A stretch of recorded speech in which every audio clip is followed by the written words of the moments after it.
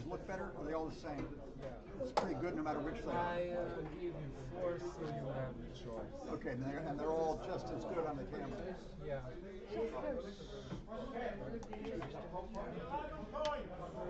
All right, good match. Treat me gently. Hey, same to you.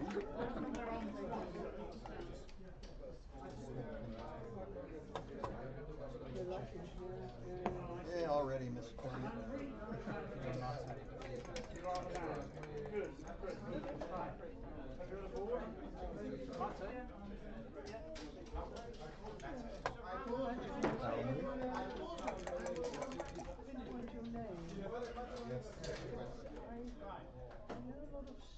If you haven't proposed on it, just sit down, wait, and I can see the whistle. Scoreboard on this side.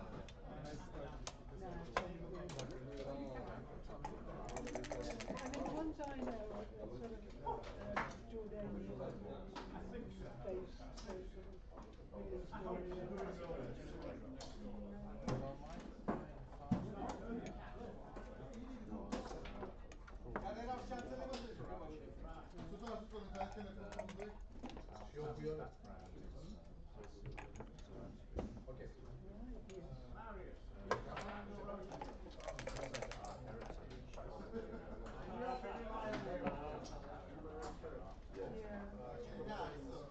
Yes, I know. I was looking for you.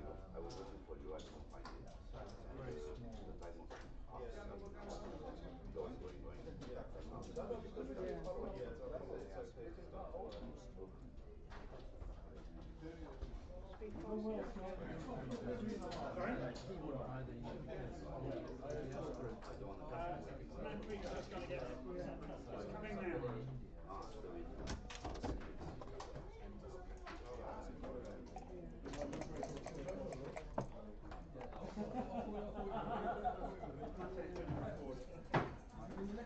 Robbie, you need to get on it.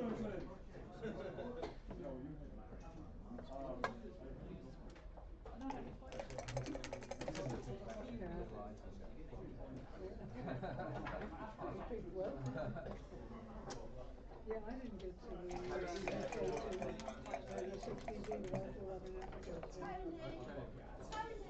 well, I was born in Zambia.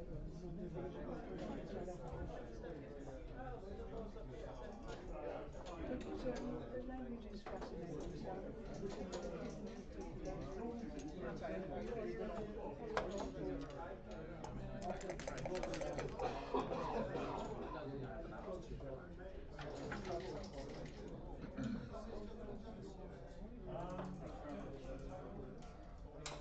There will be some boards available. I hope so.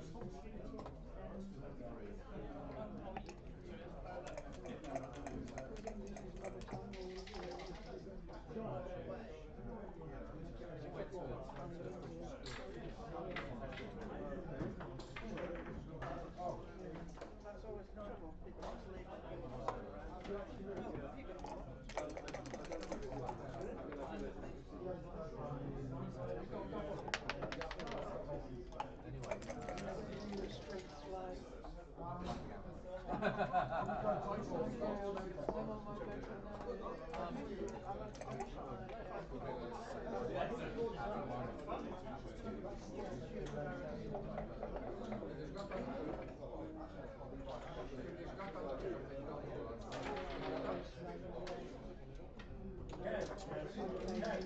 String things in my husband plays.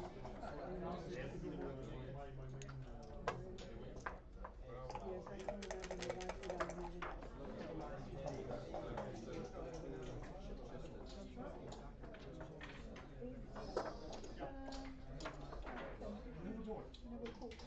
music. Never caught something. About 40 miles you run into.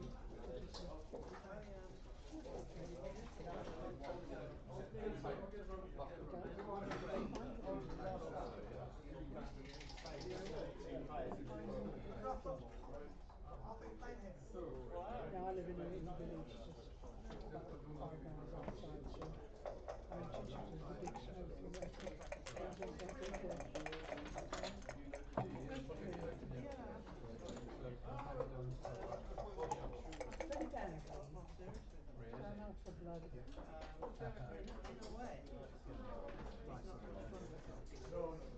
well, I played one last night. It took 2 hours. It was sweet, yeah. I think I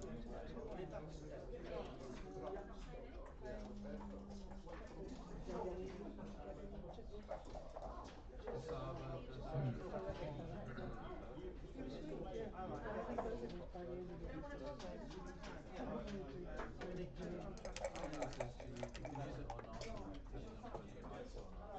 think I'll stick with it. So you need to put one down. I'll have one of those.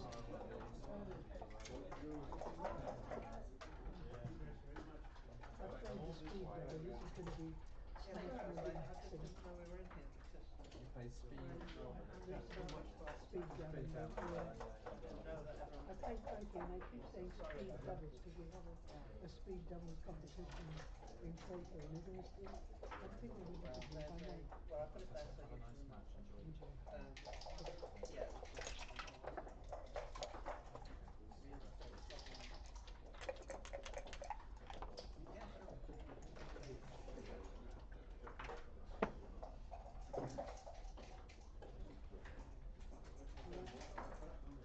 Yeah, sure. Yeah, it's my turn. No.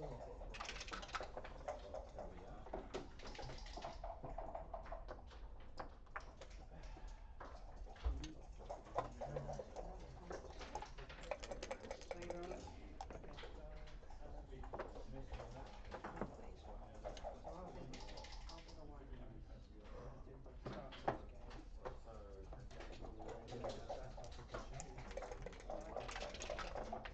please. So I'll be the white guy. Start this game. And he fell at the last hurdle. Really at the very last.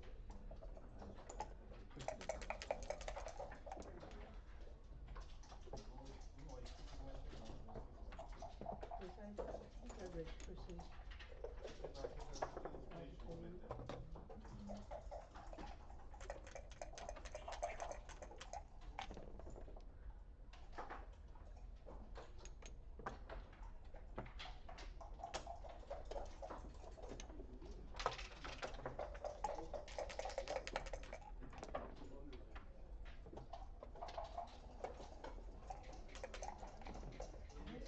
Board out to say that my eyes have been suffering. This is really. This is nice and clear. Yeah, it's lovely. I need to polish it because it's a little sticky.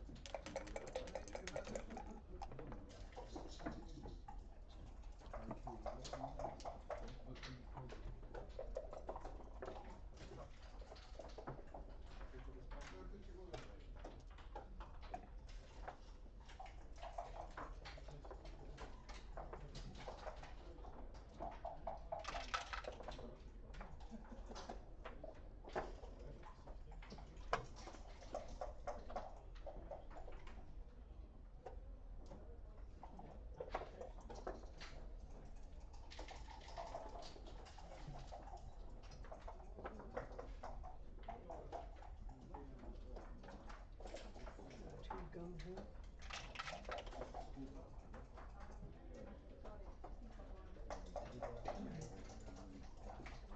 No, I only got up a couple of minutes. 2 or 3 years ago.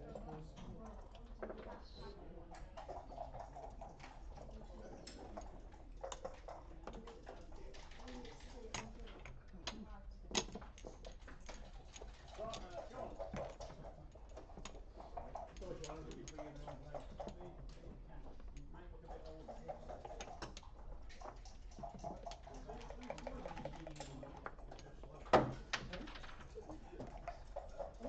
Sorry, did we go downstairs? It's way over there. Sorry to disturb you. Thank you. Apologies.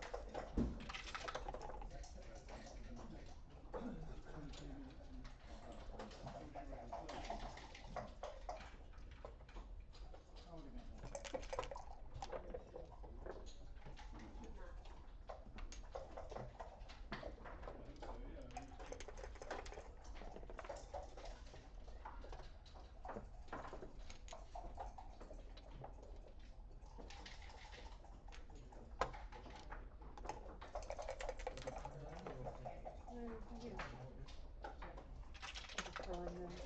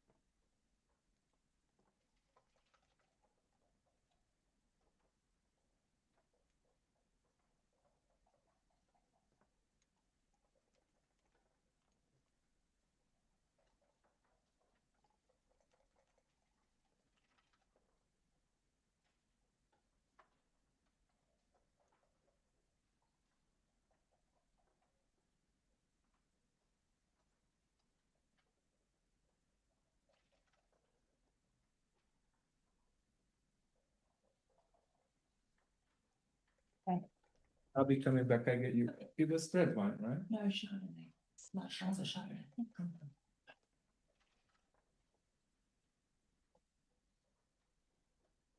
Okay, hi everybody. It's Maren Rose here, joining you for some commentary this evening. And we're at the semi-finals of the Mega Jackpot, which is exciting. Kent and Steve, they've already started. And it already looks like Kent's in quite a bit of trouble here. Okay, just familiarising myself. Right, so the cube's been turned. Kent's got 6 back. 4-3. Hope everyone's enjoying their Friday evening if they can't be here. 6-1. I think you just probably carry that onto the 5. That looks good to me. I'll pull up the chat on YouTube. Say hi if you're watching. For anyone that's not here, this is obviously one of the most popular events on the UK tour, so I know a lot of people who'd often be watching the stream in the UK are already here with us. Some of those are playing. So this evening we've got the Mega Jackpots late stages. We've also got a Super Jackpot tonight and the doubles. So it's very busy out there in the playing room. 3-1, just bring both in. That looks perfect. And it looks like there's no shot levers for a little bit. 3-1 just comes into the 6.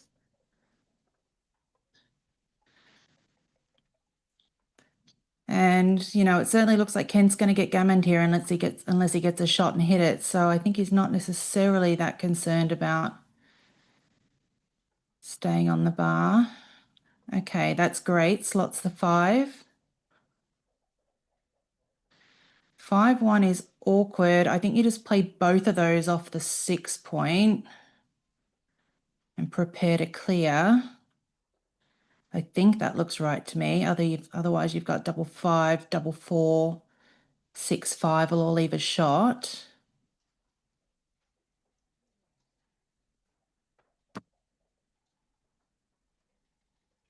Okay, let me pull up the chat and see what's going on.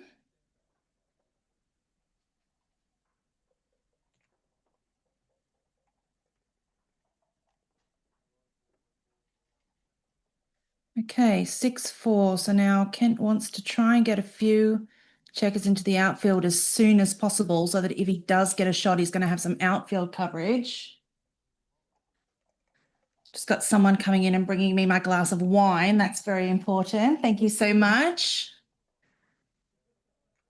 That's the bribe for me doing some commentary this evening. I'm easily pleased. Okay, 6-2.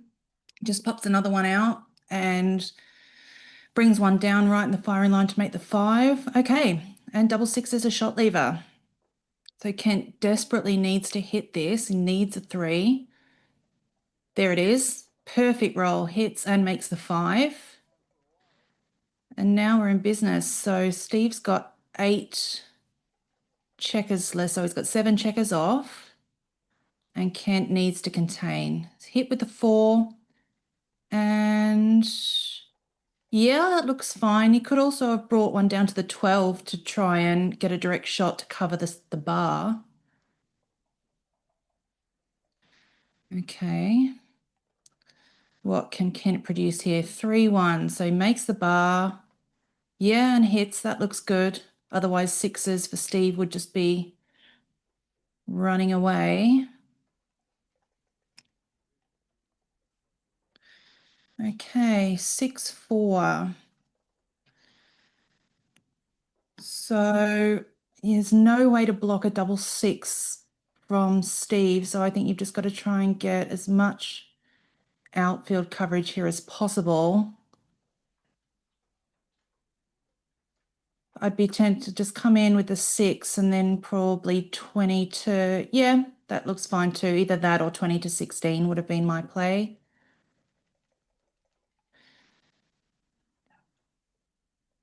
Okay, double 4 doesn't move. 3-1. So now do you block the double 6? I think probably.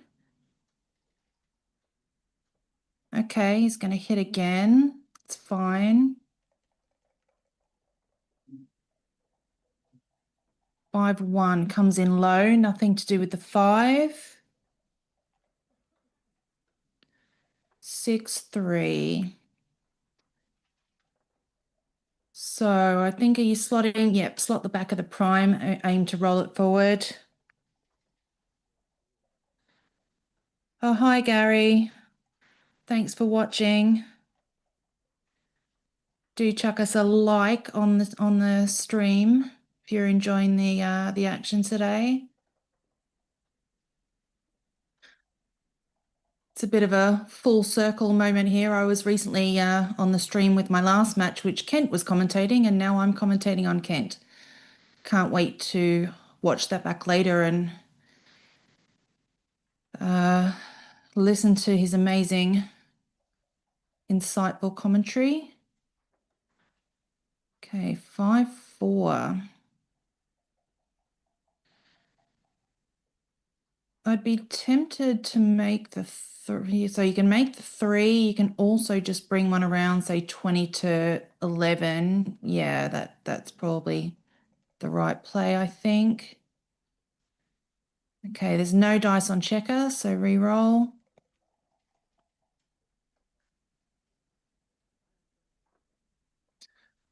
Oh, Gary doing some promo on the chat. Do consider subscribing for notifications. Correct.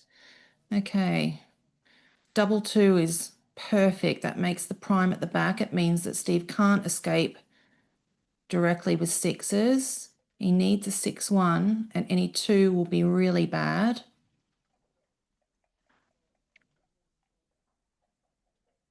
Okay, 6-2. So again, I think you're just slotting the back of the prime. And 19 to 17 maybe.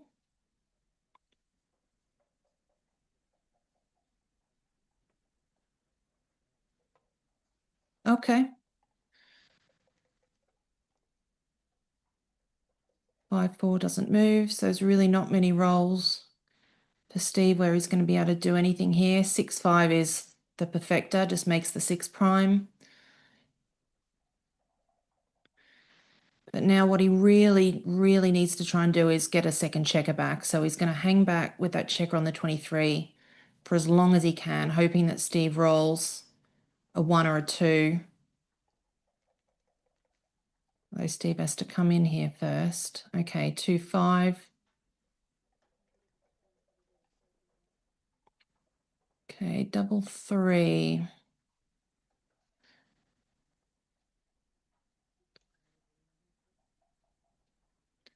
See, obviously you can play 8 to 2 twice, but that's not really what Ken wants to do. He wants to make sure that Steve rolls. He wants Steve to roll that 1 or 2 so that he can try and get a shot at that second checker.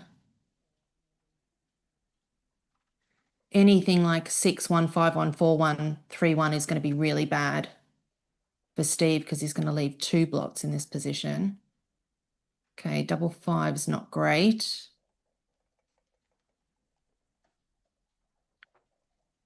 Six, 4. Yeah, the double 5 was a bit fast. It basically meant that Kent had to abandon that plan. So he's just going to try and get hit again here, I think, and hope that he comes in with a 2. Okay, 6-3. Yep, bring one down with a 6. Looks good.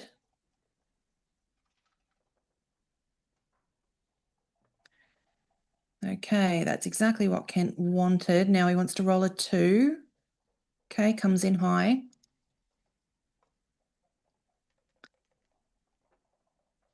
Could be a long game. Let's see. Let's see how it plays out. Okay. And Kent's obviously not going to be doubling here for a little while. He needs to get at least a few checkers off before he even considers touching the cube. Okay, now here Kent is going to hit with pretty much anything. That is once he... Okay, I thought he dropped a dice. Okay, hit loose with the 3 and up with the 1. Now he desperately wants Steve to roll a 1. He's rolled it. He's also rolled a 2, which is probably the best that he could have hoped for other than a double 1. So at least he saved his one of those checkers.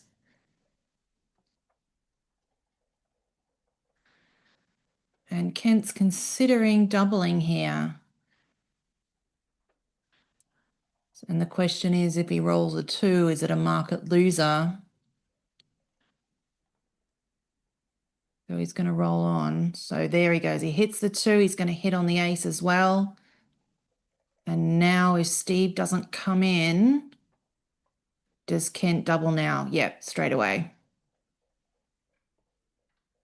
So any 6 is obviously going to close the board out. Yep, and Steve drops, which looks right to me. Nicely done, Kent. So we're at 3-0.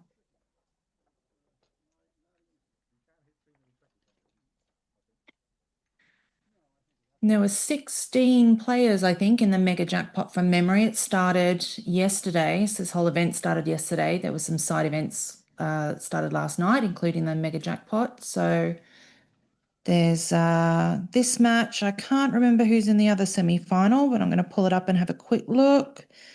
Adrian Dinalescu and Paul Moulton.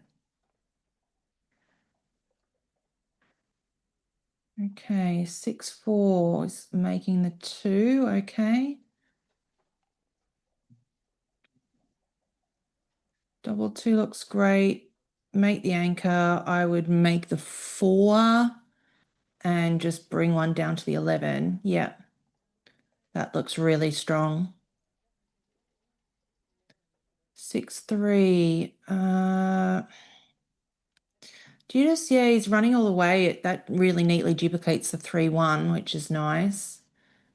3-2 is going to hit and probably, yeah, okay, that's fine. Could have been 11-9, but I didn't mind that either. Okay, and with the 3, he doesn't want to be there on the 5, which is just in direct firing line of all those extra checkers. 4-2. I'd be tempted, yeah, just make the 9, leave the ace shot. That's such a nice blocking point for that checker on the 22. That looks solid. 2-1 is great. So he's going to hit and anchor up. Does he anchor up or does he go to the 20? I guess the anchor doesn't have any direct escaping 6s though. Now 6s are a bit average, but could have been right.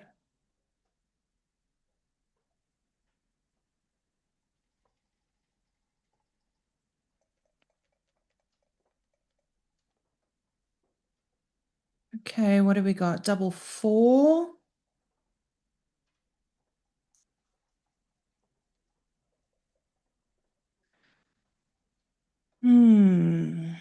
I mean, I would consider running that. Or you can hit with 3 of those.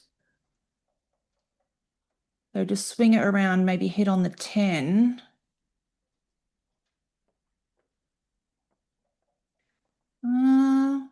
Yeah, I could be right. I'm not 100% sure that coming to the 18 was the 4th 4. That could have been right. 6-4 hit straight back, which is great. Okay, 2-1 hits back. Okay, 6-3 is awkward. 6-3. Think you probably just play into the 4 point. Do you play in or do you come out? That could be right.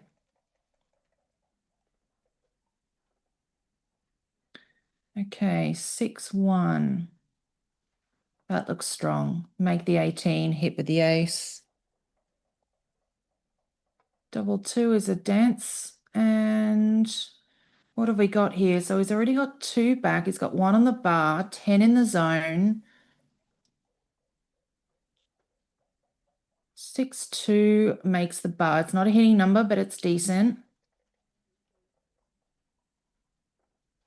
5-1. So I think you probably just come in high and play 10-9. Okay, slotting the 5 is good too. Didn't see that. Double 3 is an amazing roll. So I think you're making the 5, hitting with the 3rd one. And then what? I'd consider probably coming 15-12 just to have an extra cover for the 8 point. I don't think I want to play 8-5 because I want to make the 8.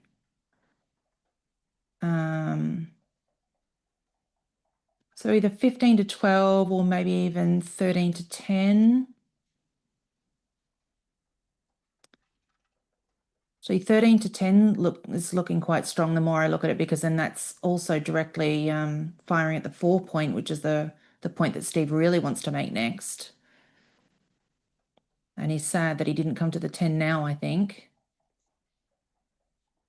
Okay, 4-1 is hitting and 6-5. 2-1 brings 1 in. Okay, 6-2 is great. 6-4. And yeah, you don't really need to hang around. I'd just bring that to the 12. You could also play into the 6 maybe. You don't really want Kent making the 1 point there. Well, and he's just done it. Okay, and yeah, 9-7. Little tricky play there. 6-1, you're just going to bring 2, just clear the 13 now. There's no reason to leave any fly shots, I think. 3-3 is beautiful. That makes the 5 and the 3 point. Might be a little fast, but it's great structure. 2-1, again, you don't want to risk leaving a shot, I think, at this point. Just playing 7-4 looks fine. 5-1. I would play 8-2, slot the 2 point.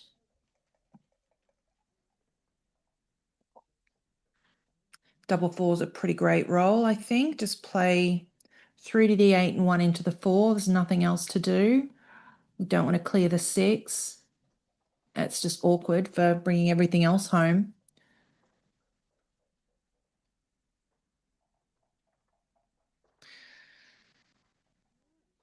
I mean, you could play 8-4 twice. What does that leave? 9, 6-3 and 5-4.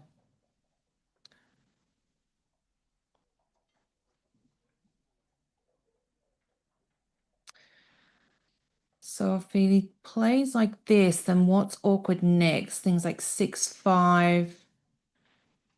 So 6-6 is fine. 6-5 is awkward. 6-6-1, 5-5, 5-4 is awkward. 4-4 is not the best. I think this is okay. Bearing in against those 2 anchors, it's going to be a little awkward anyway. So there was no reason to leave the fly shot on top of that, I think. Okay, 3-2. Now, do you... Yeah, I guess this is fine. 4-2 just slots the ace. Okay. Which, I mean, you know, he's got 2 bots in board, but if, you know, any kind of ace 3 and 4 is going to clean that up a little bit. 5-4 is a double shot, so it's forced. You just got to play off the 7 and the 6. It's forced play. It's nothing else.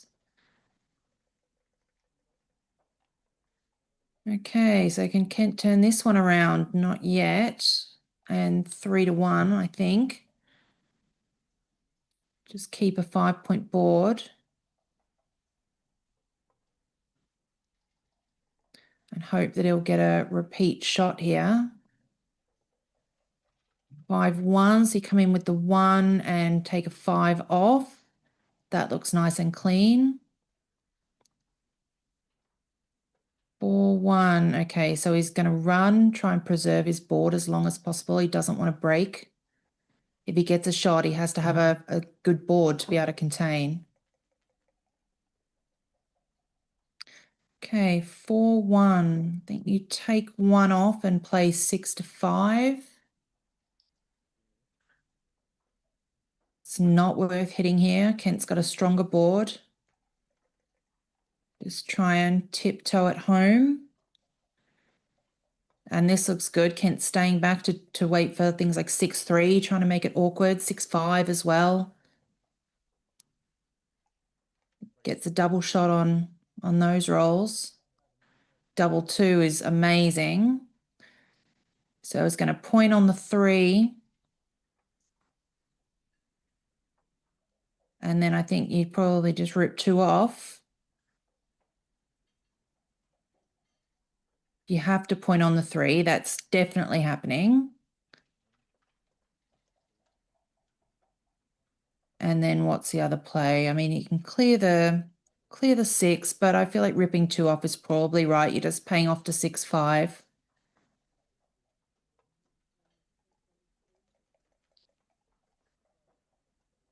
Okay, 5-1's a little awkward, but it's playable. Just take 1 off. 5-4. 4-1 is great. So he's made a 6-point board. He's hoping he's going to get a shot here.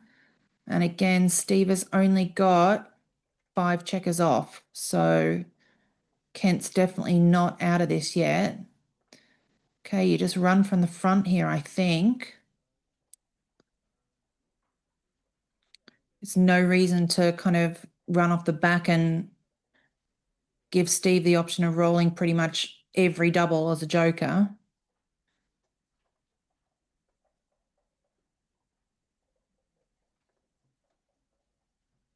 I'm just playing 20 to 11 here.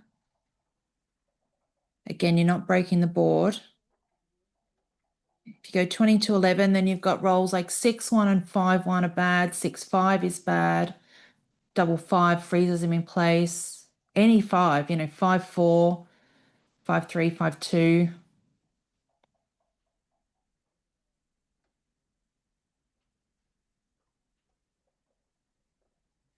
I'm not sure. I mean, because it's Kent, obviously there must be merit in thinking about running off the back. He's certainly not looking at breaking his board. Okay. Be interesting to look up that position. And there's the double.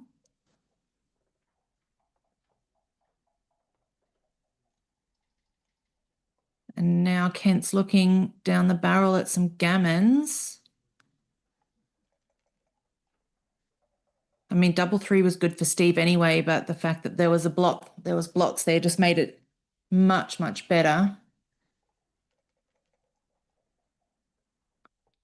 Okay, 6-1 rips 2 off. So Kent's going to need some big rolls here. 6-5 is helpful. It's probably not enough unless Steve rolls a 1. Oops, sorry, Steve. Commentator's curse, sorry about that. 6-2, you can just bring that into the 6.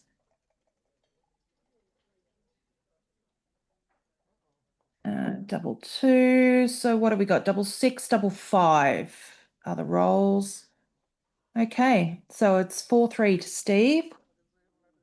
But it's good to see at least they're having a good laugh about it.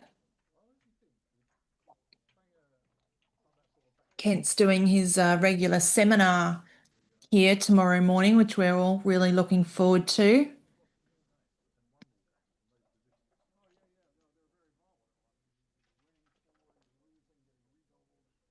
Okay. So 4-3 to 11. 8 away, 7 away. So not a super exciting score yet, unless we get a spicy recube in there somewhere. 6-1 just makes the bar.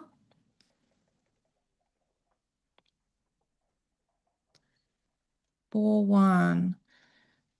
I assume there's probably not anyone transcribing, but if anyone is, do let us know if you know any PRs or if you look up any interesting plays as we go along. I am keeping an eye on the chat just in case. Double 3, that's strong. Okay. And double 5 just makes the 3. I just can't have anything here. Not quite yet. 6-2 is great, makes the 4 point.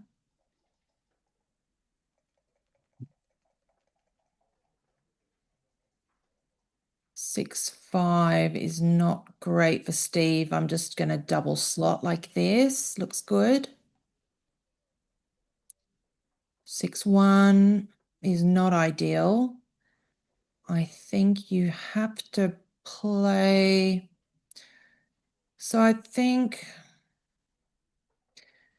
see, Steve's got 2 blots in board, so you can afford to play a little loose here. I'd be potentially thinking about slotting the 5. 6-2. See now, I mean, Steve doesn't necessarily want to hit. I think he's going to because there's not really any viable alternative, but there's a lot of counterplay here. 4-6. So now is Kent going to hit on the 2? No. Okay. Could have been a thought.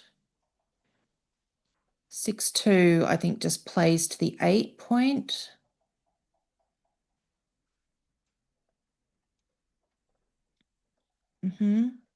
So now Steve really wants to try and make the 2 and the ace point so that he can hit more freely when he gets a shot. Okay, Steve desperately needs a 3-3-4. He's just going to pop out. And now let's see what we've got here. So a 3-1, I think just makes the 5. Okay. Could be right. Making the 5 is always such a strong play. It's hard not to, but again, you know, Steve's not going to hit here because he can't cover either of those 2 blots. This is actually really quite awkward. I think you're just going to play both down to the 9 point. I'd be playing both down to the 9 there, I think. Just leave the 9 and the 12 shot. Kent can't hit and cover. It would have been missed. 6-4. I think you just take that, clean up that blot from the 19. Or is he going to leave it there to be uncomfortable? I think it's okay. That's interesting. I like that, I think. Yeah, you could be right, Julia, about forcing some contact with that 3-1. Good thinking, boss.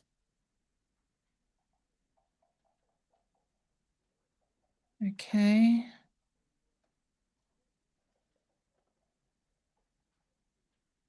So what have we got here? 13, 26, 56, 58, 68, 78, 80, 86, 92, 95 for blue.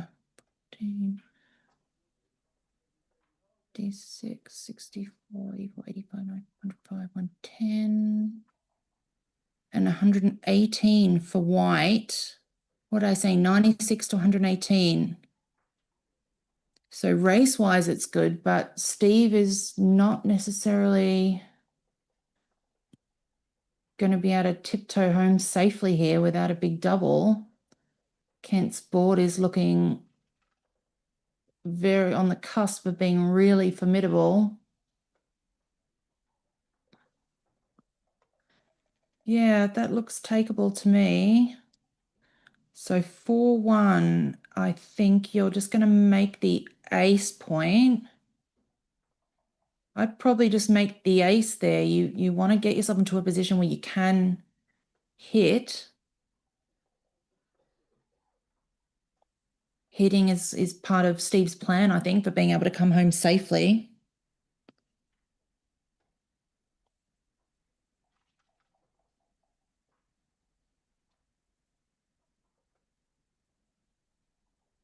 What have we got? 3-2. He's played a 3, I think. Yeah, and 2. Okay. So now, unless you've got like a... See, this is the position now that Steve's finding himself in. I mean, he's going to run out of time to be able to come home, but I don't think he can afford to hit here. I think you just play 8-1.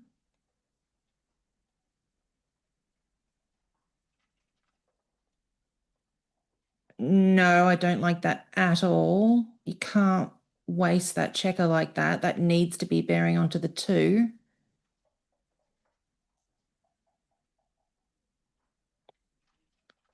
So now I think it's just gonna, oh, he's gonna clean it up now. Okay. I would have thought about leaving it back once more because here the 5-2 is now incredibly awkward if he left the blot there, but as it is, I think he just plays into the 6 and hopes and prays. He's got to bring this home at some point. He can't just sit around and wait for doubles sometimes. You've just got to hope that you get missed, which he is, 6-2. So any 5, 7, 8, 10, 11, 12 safeties that checker.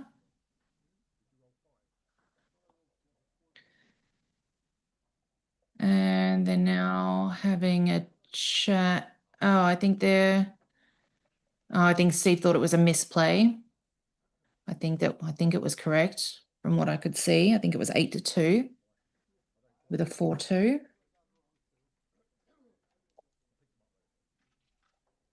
Okay. 4-3. All right, he's bringing them both in. He could have potentially left one outside, but 6-4 is fine, and you just play off the 6. Means that all your high doubles except for double 4 is going to work.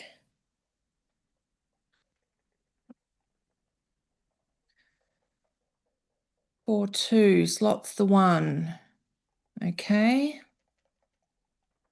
Big breath. 5-3 safely clears the 8. It's a great roll. All even on the outside. Only 6-2 is a bad roll now. And Kent's making the board. So 6-2. Okay, avoids the first hurdle. 5-2 just brings it around to the 10. 6-4. Okay, and Kent's going to try and stay for one more roll, which he can. So it's 6-1, 5-1, 4-1 are all shot levers here. 6-1, there it is. Oh, and the theatrics. Steve's sad about it. Okay. So he's taking one more checker off. Not sure if that's right, but certainly looks okay now. Okay, 6-3. So unless something goes awry, Steve is going to have 2 points here. I think it's probably a little late for Kent unless he repeats that a couple times. 2 off.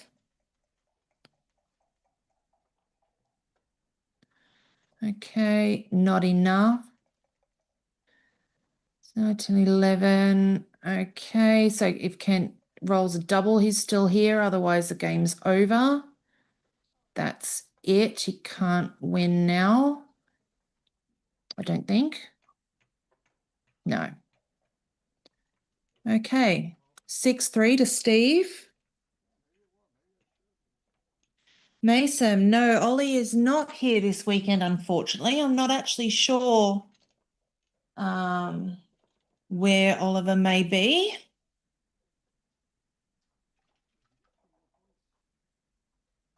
But it's very sporting of him to give the rest of us a chance, I think. So thanks for that, Ollie. Maybe he's watching. Okay, 6-3.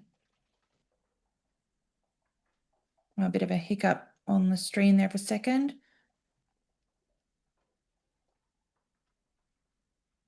Okay.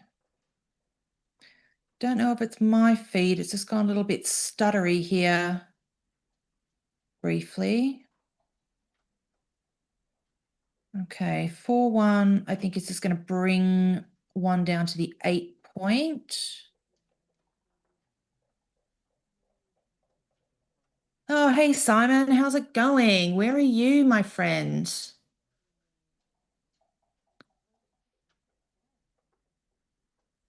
Please do let me know if you're doing any transcribing. I'd love to hear it from you. Oh, Persia, nice one, Mason. Thanks for watching. We appreciate it. Right, I'm just gonna. It'd be helpful if anyone else could drop on the chat if their stream is stuttering. I'm assuming that it's everybody and not just mine. I'm just going to very quickly drop our streaming extraordinaire Mate a note.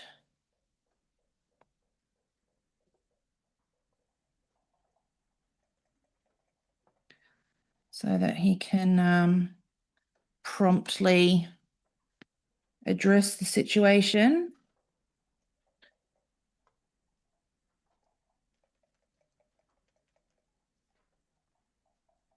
I'm very grateful personally that Mate is here this weekend. I'm submitting for BMAB and my stand decided to break in half today. But luckily Mate was here to promptly provide me with a new one. Thanks, Mate. Okay, 3-2. I'm assuming nothing's been played yet. It's a little hard to follow with this stuttering. Oh, apparently it is just my screen. So sorry if I'm not keeping up with what you guys are seeing.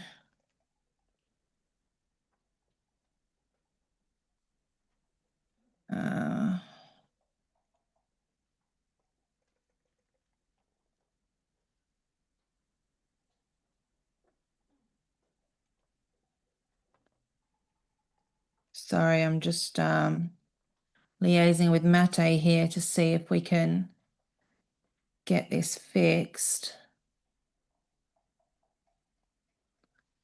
Okay. 5-4, double hit. Okay, looks good. Much stronger than making the anchor. 6-1 just brings one in. And now, does Steve have anything here? So he's got 10 in the zone. He's got 1s, 2s, 3s to make the 5. That's a really strong roll. He's going to send another one back and probably split at the back at this point. Yeah. Okay. 3-2 is a great roll. Brings both in.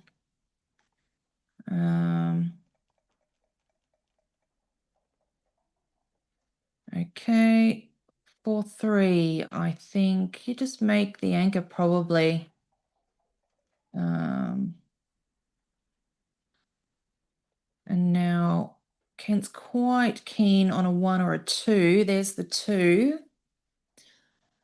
And I mean, he can hit. I guess he's going to just purely for lack of options here.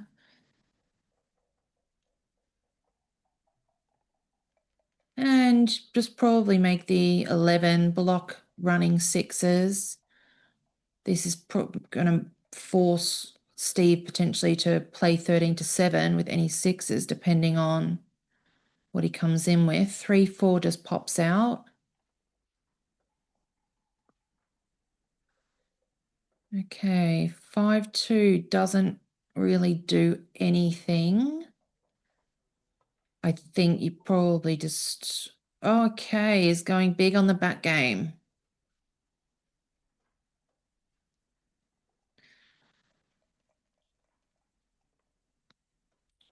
Okay, 5-3 somehow misses. It needed to be a 2, a 4, or a 6. All the even numbers were hitters. But I very much doubt that he wanted to hit anyway. There's already 5 checkers back. Mrs. Bubbles, how's it going? Thank you very much. Yeah, I'm having a good day today. I'm still in the main after day ones. That's always something to aspire to. I managed to defeat the reigning champion Pete Heskett en route as well. So I definitely call that a win. Yeah, it is a really beautiful board, isn't it, Mason? This is our lovely sponsors, Art Gammon, who sponsor quite a lot of the UK BGF tournaments. I've got a couple of their boards. They're absolutely lovely to play on. These checkers are beautiful as well. They're very weighty, metal rimmed checkers. They've got that beautiful finish on them. They're just really, really nice.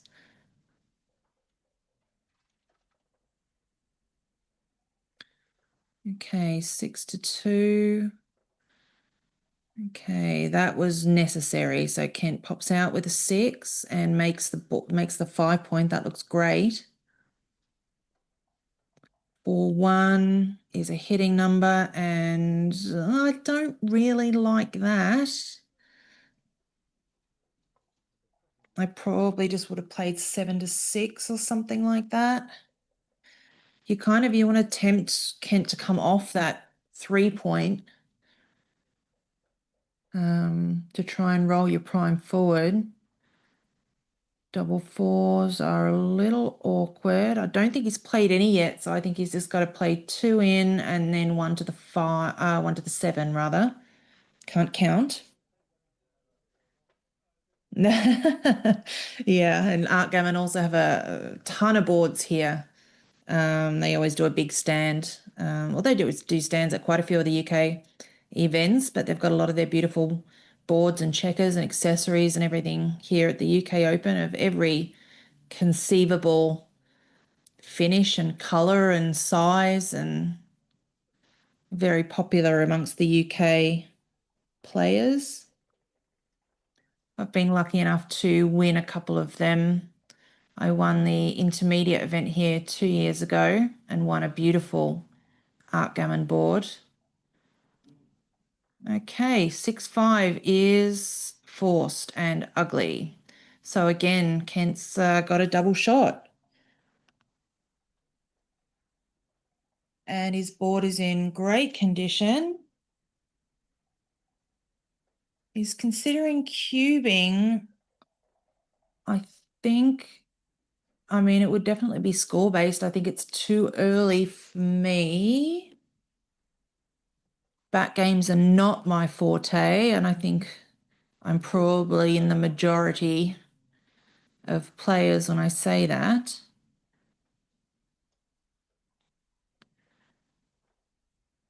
So, I mean, sixes, Kent's forced to run. He doesn't hit. Fives are his worst number, would break the board. 4-3 is great. He can just hit and pop out with the spare. Okay, 6-1, beautiful. In and out.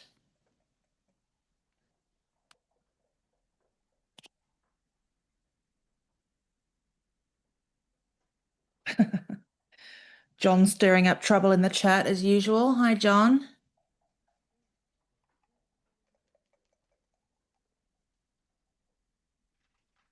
Okay, 3-3 just brings that down, and probably just 8-5 twice. He's just leaving indirects, 9s and 10s. 9 is a hitter. Kent's not missing at the moment. Okay. 1-1 is a great roll, so that's going to hit and just remake the 6 point, I think. You can't hit again without leaving a blot. I think making the board was much stronger. Yeah, absolutely my play. Okay, 2-1 is great. I think that's probably right. So what are the awkward rolls here? I mean, I think by leaving the blot there is things like, what have we got? Like 5-3.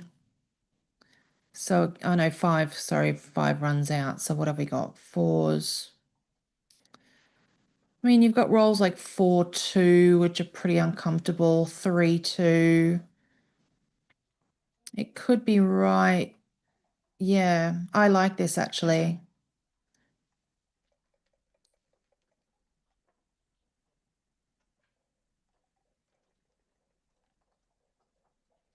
Okay, 4-1. Stepping up to try and cover with the 6 on the next roll. Okay. So now what's Kent got? I mean, he's got sixes or 11s, but 6-5 is an 11. So any 6 is going to cover. If he doesn't cover, Steve's still got to come in with a 1 or a 2. I don't think he's not going to have any problems escaping. Yeah, I find this tough to take. Well done, Kent.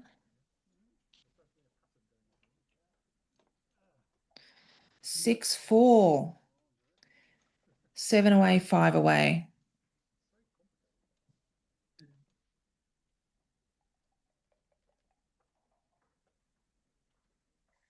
Okay. 5-4 is just going to come down and step up. Pretty standard. He's forgotten to roll both his dice in that instance. It's always useful. 3-2, I think you're just going to hit on the 5 and step up, or bring one down actually, yeah. Okay, 3-4 hits back. The hitting contest has commenced. 2-1 is going to come in on the 23 rather, and hit again. Got to fight for those important points. 4-3 does nothing. I think you make the anchor and come down.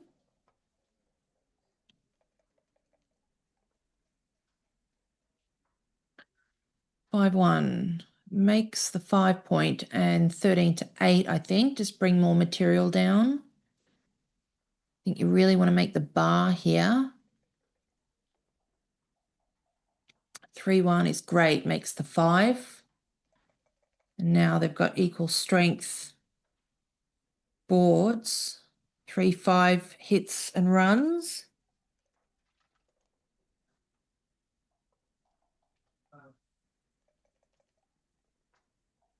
Okay, 2's great. Oh, wait, sorry, no, I thought it was blue on the bar. Yeah, that's still great. Makes a 16 point. I like it. 4-6 is just going to pop straight out, I think. Okay, fair enough. I think I would have just probably brought it out, but 2-2 is great. Makes the 4, and probably, yeah, I mean, stepping up is fine. Yeah, because if Kent comes in and manages to make the bar like this, at least Steve's got direct 6s to exit. It's a good play. 6-4. So this is interesting. You can come out. You could also, I think it's actually right to make the bar there, because now what do you do with your 4? I think he hopped out very quickly with that 6, and I understand why, but I don't know if it's right. I don't like this. I think it's much stronger positionally just to make the 7. I'm not sure about that play, particularly since Kent has a spare on his anchor. So he's going to hit that, if at all possible, with no risk, or little risk, I should say.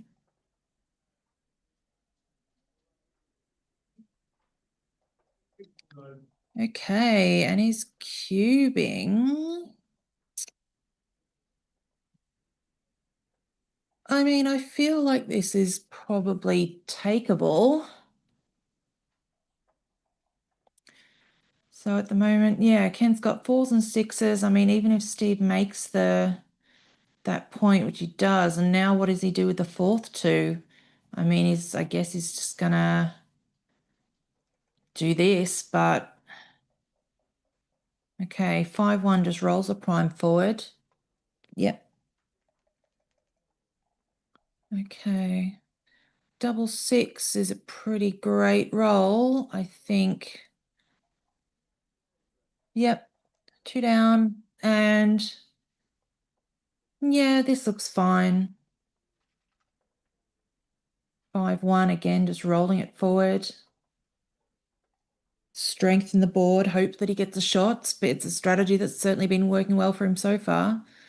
4-3, you're just clearing the 10. The 10's not doing any blocking work for you here, so you just bring the spares in where you want them to be on those high points. Yeah. Okay, 3-1 just plays to the 2. Big roll coming up.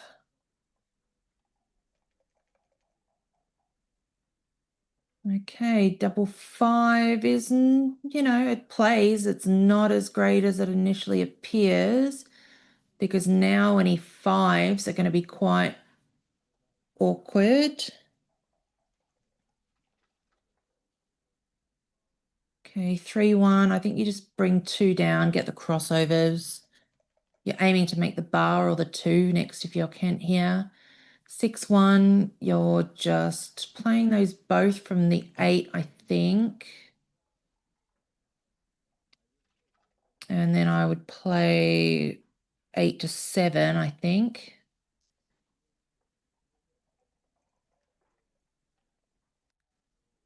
Okay, 3-3.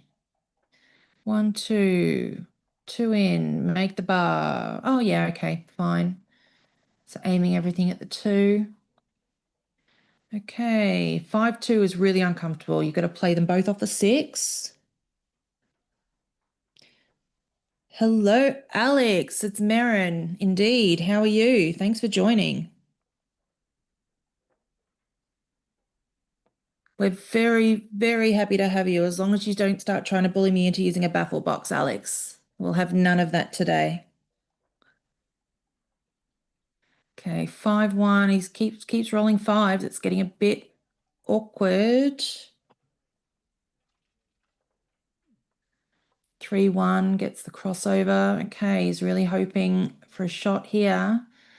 6-2 plays off the 7. So again, it's still tiptoeing through the tulips, but it's getting uncomfortable. 4-4 is not at all what Kent wanted. Does he run with 1? I think he probably has to. Yeah.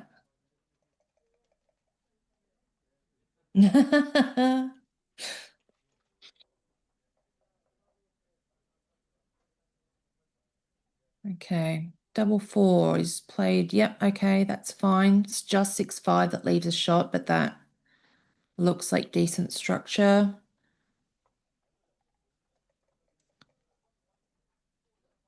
Okay, 4-3, take 1 off and play 5-2.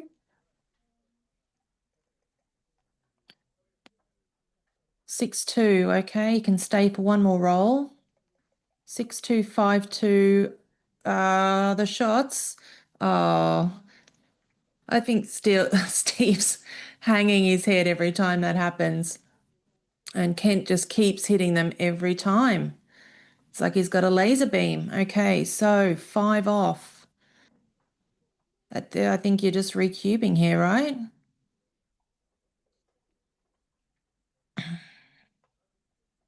Yep, there we go. So obviously Steve can't get gammoned, but I don't think he's taking this.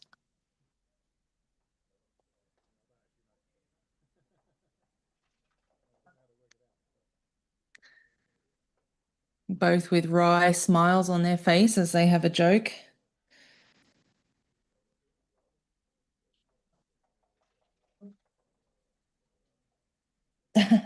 Yeah, there's lots going on streaming wise, Alex. I haven't been watching any of those other streams. I've been too busy playing. Oh, wow, he took it. Interesting. Okay. I'd really like to have seen that. I wouldn't have been taking that, but it's pretty unlikely that, and that's not a great roll for Kent, but that looks fine. Yeah, I agree, David. How's it going? Glad to have you with us. You were here last year, weren't you, David? Why are we not seeing your face this weekend? Okay, 4-3. Only a big double can save Steve now, and even then it's not certain. I think you're just ripping 1 off here. 4-2, I mean, do you stay? I guess you stay back for the shot. You're not going to catch up in the race here. So 6-1, 5-1, 4-1. I called this last time. 6-2. Okay, so Kent's in the driver's seat here now. 4-1 is not good enough. 5-3. So Kent's now 1 extra checker off, and Steve's got to get around. He's not rolling well.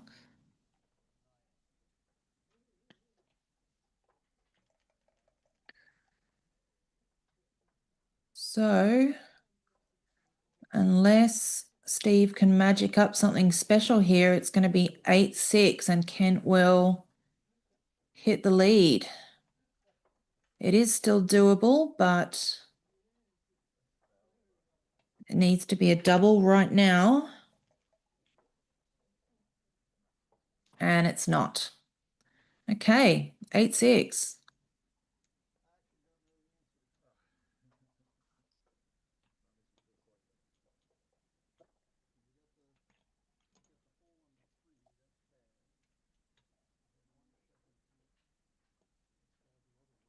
Sounds like they're having a discussion about it.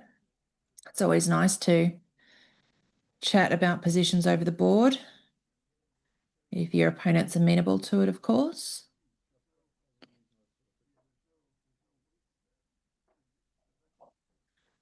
Okay, 5 away, 3 away, and Kent is in the lead. 6-3, out and down, standard opener.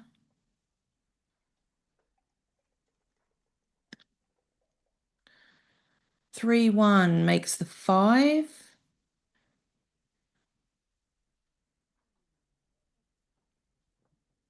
Okay, I would just be making the 5, but don't think you normally hit there with a 3-1. 4-3 hits back.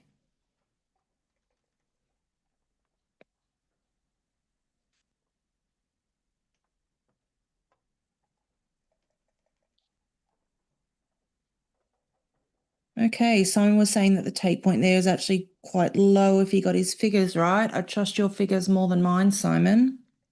22%. Okay, they've lost the dice. Okay, what have we got going on here? 5-3 is a double hitter, I think. Yep. Just go on these. I've got 9 in the zone. Just get on the attack. Put 2 in the air. 4-2 comes in with both, but doesn't hit. And now Kent needs to reduce something interesting, which I think that certainly does. That's going to hit. It's going to probably point on the 2. Is it going to point on the 2? I think if you're going to leave 2 blots in board, I'd be tempted to point on the 2 as well. Maybe not.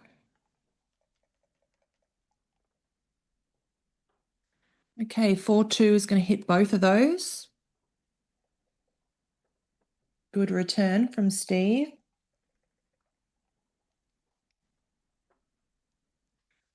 Dice on check are not permitted in this tournament, so they're rolling again. Dancing on a 1-point board. That's always awkward. 6-2 is going to hit off the 5, I think. You don't want him making that point. There's no risk in hitting. Kent's got no board. And you want to fight for that point.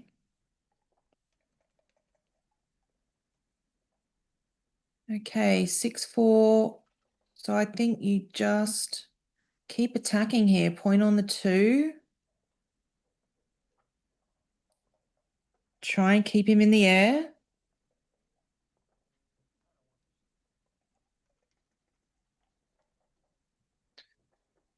Three, 1 comes in with both. Best you could hope for other than a 5. 5-1 is a great roll. You're making the 5 point and you're probably just popping out with one of those checkers, I think. Come out to the 16, let him hit you if he wants. He's going to have to break his midpoint to do so. I don't really like attacking on the 1. I think you want to get one of those back guys moving.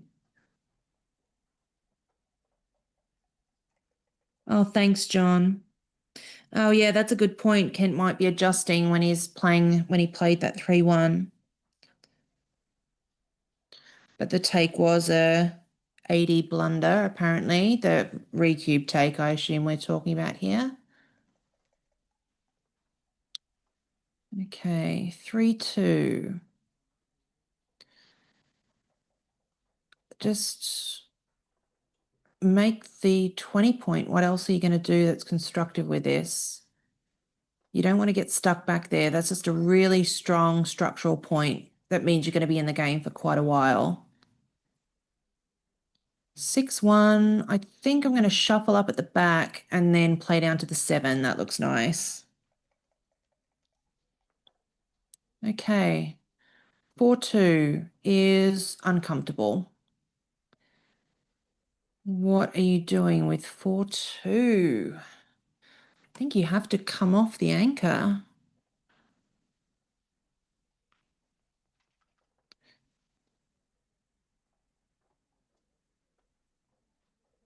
There's nothing else here that looks constructive to me. I mean, even if you come 13 to 11, you've still got no 4. I don't think you want to play to the 9 because then you've still got no 2. So many of these 2s don't have a 4 or vice versa. I think you've got to run. Kent does have 10 in the zone, but he's only got 1 point inboard. And hitting loose is certainly not without risk. I think you've got to pop off the 20. Can't see anything else. I'm definitely not playing off the 5. Yeah, that's the play, I think. Okay, 2-1 points, but it's still not the worst. There's a lot of entering numbers here. 6-3 is great. Yeah, fine.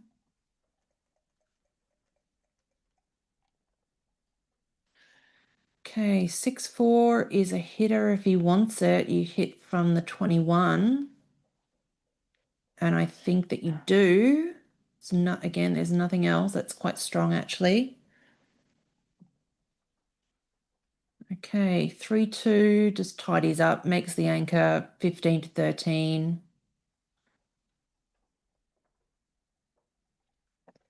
And now Kent's really hoping for a 3-2 here. If he can make the 4, I mean, that's not the worst. I would probably play, I think, 21 to 15 and then 11 to 5.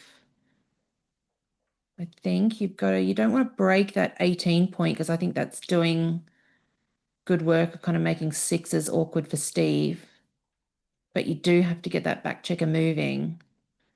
The other alternative is slotting the 4 with the last 3, but I like this play. And immediately it's uncomfortable. So I think he's just got to slot the 4 point.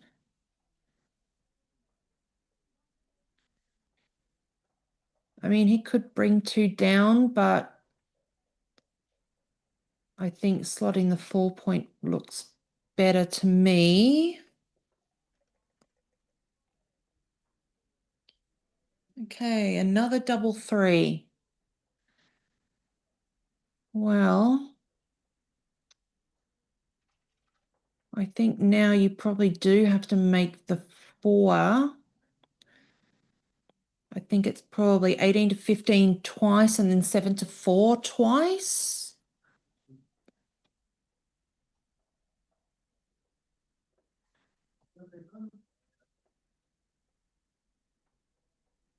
You don't want to send a checker to the ace. That's the opposite of what Kent's trying to do. At least if he plays 7 to 4 twice and he's missed, then he can remake the bar with any 8. And Steve's got 2 blots in board. So again, going back to this theme of, he's leaving the checker when Steve is weak on his side of the board. So it's really awkward for Steve to hit if he can't clear up. That's a great roll, the 2-1. Okay, 6-2 doesn't enter.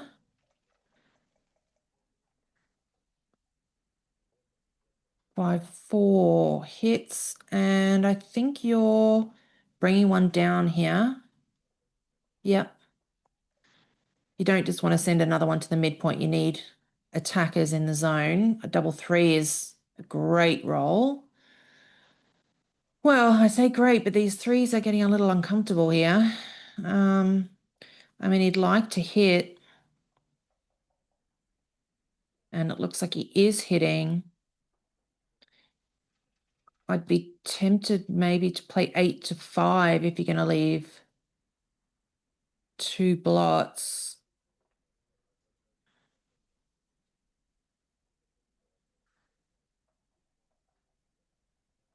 This is interesting. Oh, 6 to 3. Yeah, okay, I didn't see that. That's all right. It's not bad. It's one of those ones so often you just don't look at plays that clear the 6 or leave blots on the 6 because we're really not used to doing it, but he remakes it immediately, which is great. 3-1. Again, he's just got to slot the 4 here. Anything else is just leaving too many blots.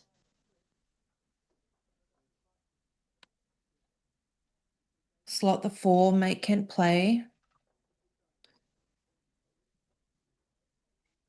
I mean, you could play 2-1. It could be right.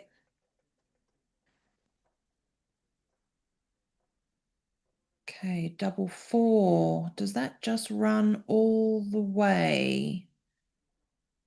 You're coming out with 2 for sure, because you can't do anything else constructive with any other 2 4s. Those ones on the 15 can only go 4. The 8 is blocked.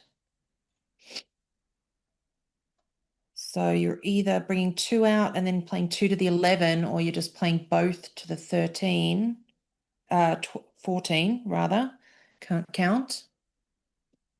So what's the race? So it's 60, 58, 68, 74, 104, 109, 115 for white after the roll. What's that? 115. And then we've got 36, 56, 62, 72, 78, 83, 305, and 110 for blue. So it's pretty close.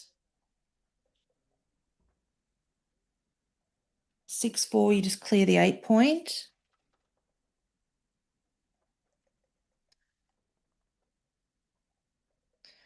Three, 2. Yeah, just bring both in, I guess. There's nothing else that doesn't break your board. And now it's a standoff. 2-1 is great. That's just going to make you 3. No, I don't. Why did you just not make your 5-point board? I didn't like that. Maybe you didn't see it.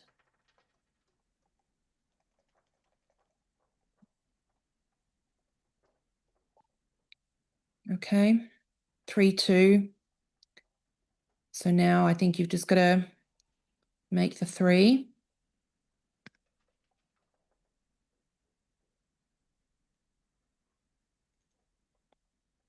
Try and maintain that board and maybe remake the 5.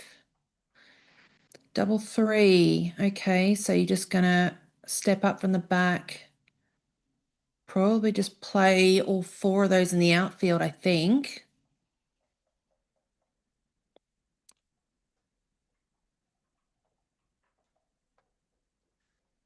Okay, so he's staying back to make things more uncomfortable.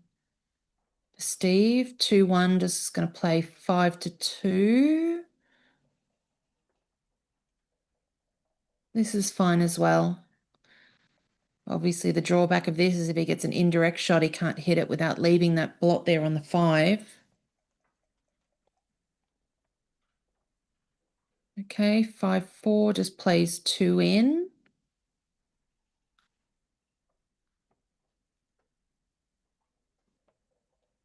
I would just play 2 in here. He's clearing the 6.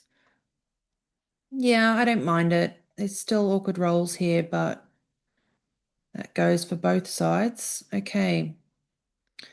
4-2. So he can get past that anchor. He's going to leave 7s and 9s, which is quite a lot of shots. 6-1, 5-2, 4-3, double 3, 5-4, 6-3. It's probably too many shots to do that, with Kent having such a strong board on the other side. 5-3, just play them both in. And Steve is praying for doubles. That'll work. Just bring them both around to the 8.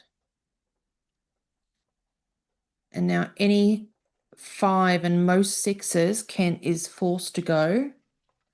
And Steve gets a double shot. Didn't happen.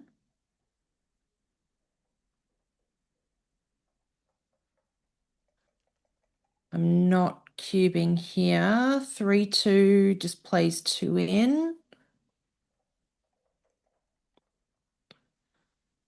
Okay, 5-3, it's got to go. So Steve's got a shot, but he's also got 3 blocks, so he's not cubing this. Because now this is like his worst roll, probably. He has to hit. Well, no, actually, I don't know. He doesn't have to hit.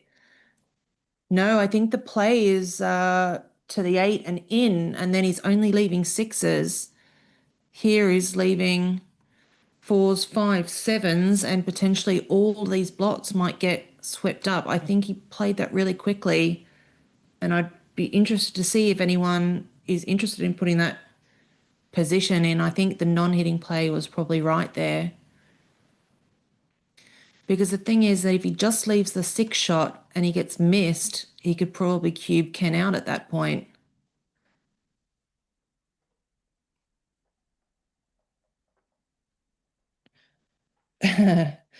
John says, OMG.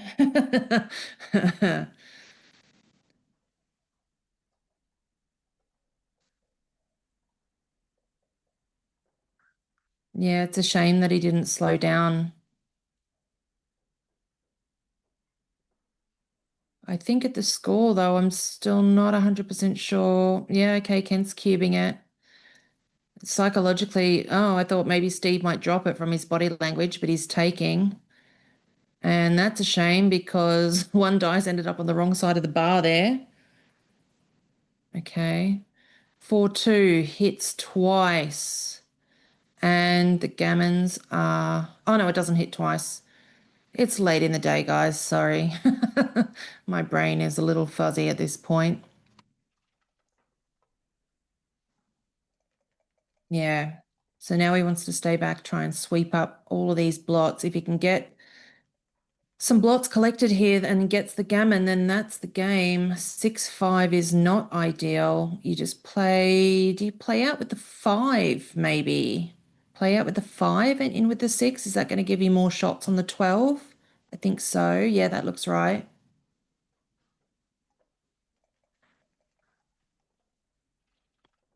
Okay, 5-3. So Kent's desperate for a 4. He gets it. It's still... Oh, yeah, that's perfect. And he gets one off. Oh, Steve's going to be gutted, I think, when he looks at that later. Okay, 6-2 takes 2 off, takes 1 off rather. Steve continues to dance. 6-4 rips 2. Okay, Steve is praying for a miracle here. What have we got? 11 checkers. Oh, look, I mean, it's definitely doable. 1, 2, 3, 6, 7 crossovers. That gets 2. No need to do that. You just bring a checker in, I think.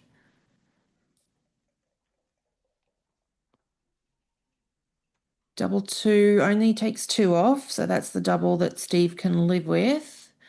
4-1 is not the best, but it gets 2 crossovers, so I guess he'll take it. 5-3. Okay, that was a misplay. Yep, Kent points it out. 3 and 4. Yeah, that's it. Yeah, when it gets this late in the day, it's so easy to get these kind of misplays and things like that. Yeah, absolutely, David. There was no need to put 2 checkers on the same point there. You want to be much more flexible, make more of your rolls work for you. And that's it, ending on a double. Okay, well done, Kent. So Kent progresses to the final of the mega jackpot. Let me just have a little look at the bracket here and see if there's a if the other final has finished. It hasn't, it's still going. So apologies for my pronunciation. It's Adrian Dinilescu and Paul Moulton in the other semi-final. And And I'm assuming probably that the other round is going to be played tonight. They were looking to wrap it up this evening, I think, if at all possible. So I'm wondering if Captain Julia is listening to me ramble on here. Can you confirm if the stream is going to continue this evening? I do pronounce Paul Moulton correctly. I know that one, David.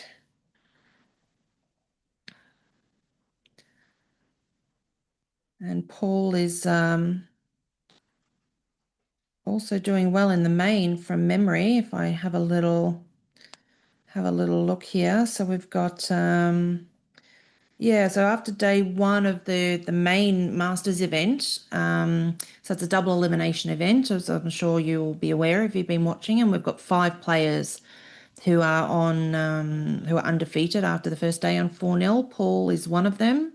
Christy Kozos, Paul Van Dyke, Simon Moorcroft, and Tony Lazard are the others. So they've had a great day, and then there's about another 25 players in the field with 3-1 records, of which I am one, happily. So we'll see what happens at day 2.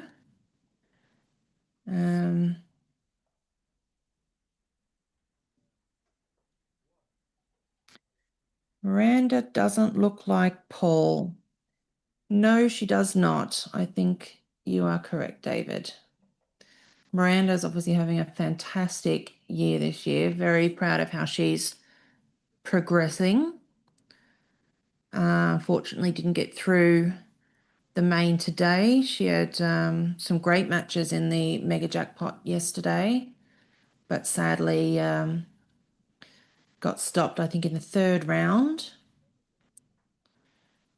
Okay, so it looks like things are being updated now, and we'll have the final in 15 minutes. Happy days. Oh no, okay, we're switching to a super jackpot match. So we actually had quite a few super jackpot type things this weekend, which is always good fun. We had one super jackpot that started yesterday and is concluding today, and then we had a second super jackpot starting today and hopefully concluding tomorrow. And then the mega jackpot, which started yesterday and ideally will conclude today. So plenty of action. What happened to the shirts from last year? Well, they've gone for an absolutely neon yellow this year. They look super box fresh. I think they look really good, actually. You definitely can't miss them. It's very easy to find a TD when you need one. Let me tell you that. Yeah. Okay, so I think we're going to take a very short break, and myself or someone else will be with you at 9:30. Stick around.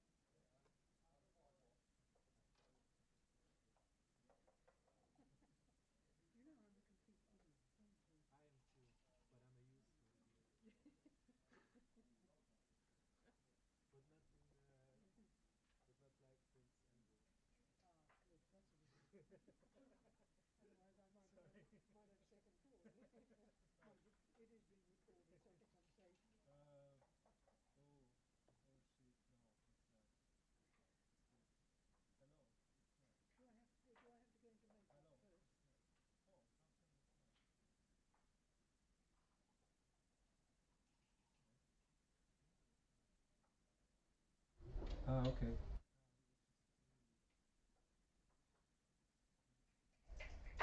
Oh, I've lost my thingy. Oh, I took it off. It doesn't matter, does it? Yeah, no, Everybody knows about it. everybody knows about it.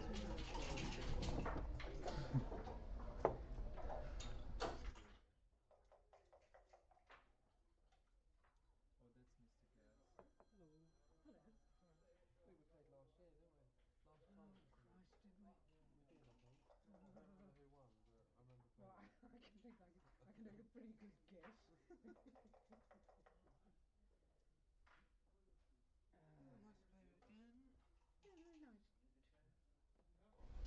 Oh, it's coming Hats off, off. is it? Yeah, Oh, serious dear. stuff now. Yeah. Get rid of. Colours up. I've got the Red Bull there, that'll do. I remember I thought it was beer. Oh, No. serious.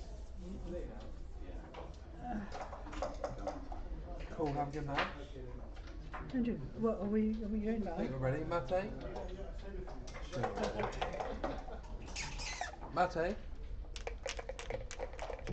Good to go. Yeah, we're good to go. Let's go.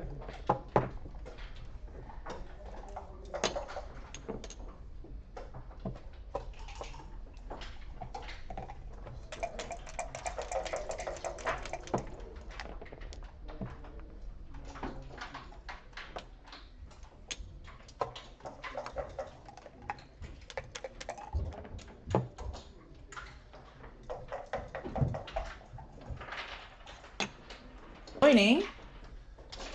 It's a pleasure to be here and especially be away from the tournament desk for a while. Yeah, Julia's been working hard, keeping the gears going this weekend in their connect, as was noted on the chat. They look like very, very yellow shirts, and I'm like, yeah, it's certainly not difficult to find a TD this weekend. That's designed to stand out. Was that specifically the idea, was it? So this is amazing. This is a real David and Goliath matchup here. So I've obviously got Gaz Owen, who's certainly one of the top players in the UK and a grandmaster who a lot of people know or know of. And his opponent here is Kitty Carruthers, who's an intermediate level player.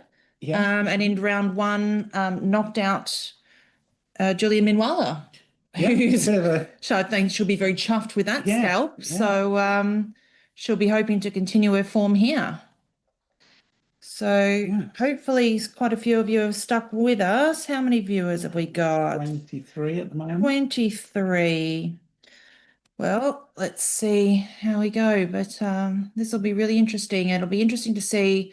I'm sure that Gaz will probably, Gaz is very much play the player type person. So we'll see if he makes any adjustments or anything like that, depending on what Kitty does.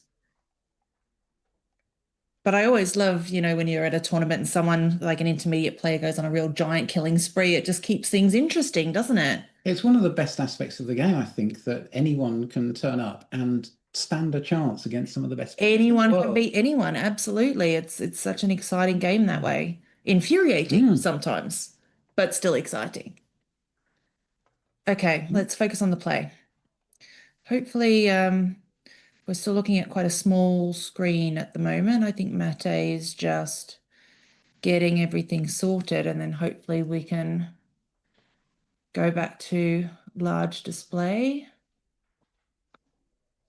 Because I'm struggling to see the dice here. Right, we've got a double five. Has Gaz played any of these? No, not yet. No, okay. So he comes out. Okay, he's coming around with 2, I think. Okay. And then in, it's interesting. Is he not winning the race? Maybe not.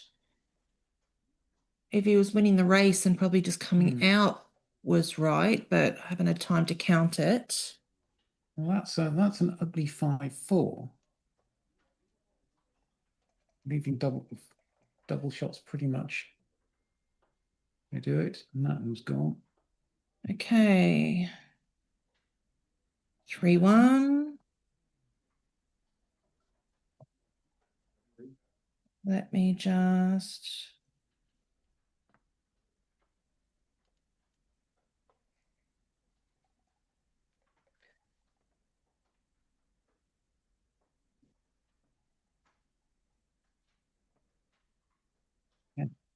do with this? Come out to the bar rather than What's this? 5-2. 5-2. I quite like that. It's I mean, you're under Five- fire anyway. 5-2. You just pick and pass, don't you? I think. Oh, you Oh, can you hit can't pick outside. the second man up in the outfield. Okay, there we Yeah. go. Thanks, Mate. Our tech wizard, our guru.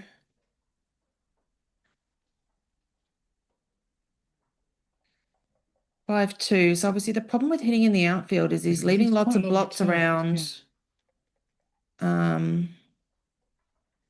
So 2-3 is great. I think you just make the anchor. There's nothing really. There's else. nothing else. Yep. No, you don't want to be killing. You don't want to be killing a checker. It's No, not quite absolutely. killing. I mean, there's absolutely nothing wrong with this play. This is perfect. You make the anchor. You make it really awkward now for Gaz to do anything with those stripped points on the 11 and the 10. Okay, 4-2. You probably just safety both of those checkers. I think so. I think you do. Yeah. They're well positioned for attacking the. If you try and leave that anchor now. Yep. 5-4. Kitty should just be hitting on the 4 point here.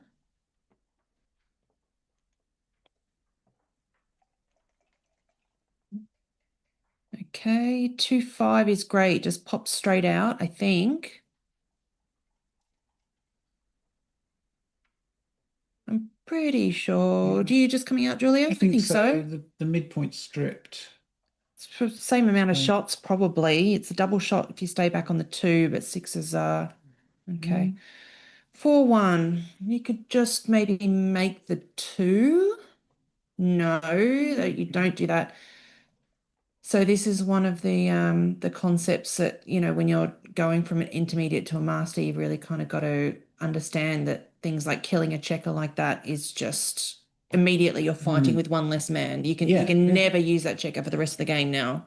I wonder sometimes if intermediates get scared of leaving 2 blocks in board in this sort of position. Because, well, you might hit something, but you've got to cross that bridge when you get to it. Yeah. And one dead checker is never going to help you. No, I mean, you always just want to try and preserve your board as much as possible. And burying checkers like that just kind of mean, you know, when you get into like containment positions, you're trying to contain without enough army. And it's going to be very difficult for you to be successful in that endeavor. But anyway, 4-1. So Gaz is thinking about what? Is he count? He's played the 4. He's played the 4 up. Oh, I see. From mid. Yeah, okay. Then you just, I think it was thinking of duping 2s, but okay. Well, I think you have to hit here. Kitty's got a stronger board. She can't, that's frozen. So I think she realized that no. See this. Yeah, that's unfortunate. Okay, 5-3. And now Kitty is thinking about whether she wants to cube or not. So she's got 8s and 9s will cover, but it's still, she's still just bring those back guys home. So it's probably a little early. 4-2. I think I'd just bring one to the 6 here. Yeah, I think so. Just bring a direct cover into line. You want to try and cover that block before you make a run for it, or at least if you're running, that's a misplay. Yep, Gaz has got it. No, that's still wrong. Yeah, so it was from there and plays into the 6. That's the one. Okay. There's the 4. Okay, and I think probably, yes, just play to the 3, exactly. Just keeping the flexibility on the back of having a spare on each of the 10 and the 11. 6-1 just pops straight out.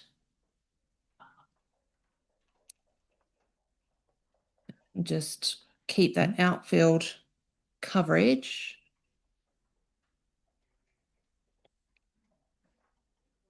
Gaz is thinking, so he's got 3s and 4s and 9s. So what have we got? So Kitty's got a stronger board, but she's buried 2 checkers. What's the race? That's 63, 83, 84, 104, 110, 119 for white. And 18, 58, 68, 71, 81, 91, 93, 99, 100, 109 for blue. So and I said 119, right? You do what I do, is forget the first bit. Or 150. Yeah, it's like my problem is that when I count, I mark it on the board. Yeah. So then I can't forget. You But don't when I have don't have a board in front of me, I kind of just put my fingers on the table and then I'm like, what? But I still don't quite know what that number is. Anyway, let's stop rabbiting on. She's taken the cube. If that count was right, I think it probably was a take. Double 6 is really uncomfortable. It's forced into the 4. That's not what Gaz wanted at all. 6, 3, you are just going to slot the 4.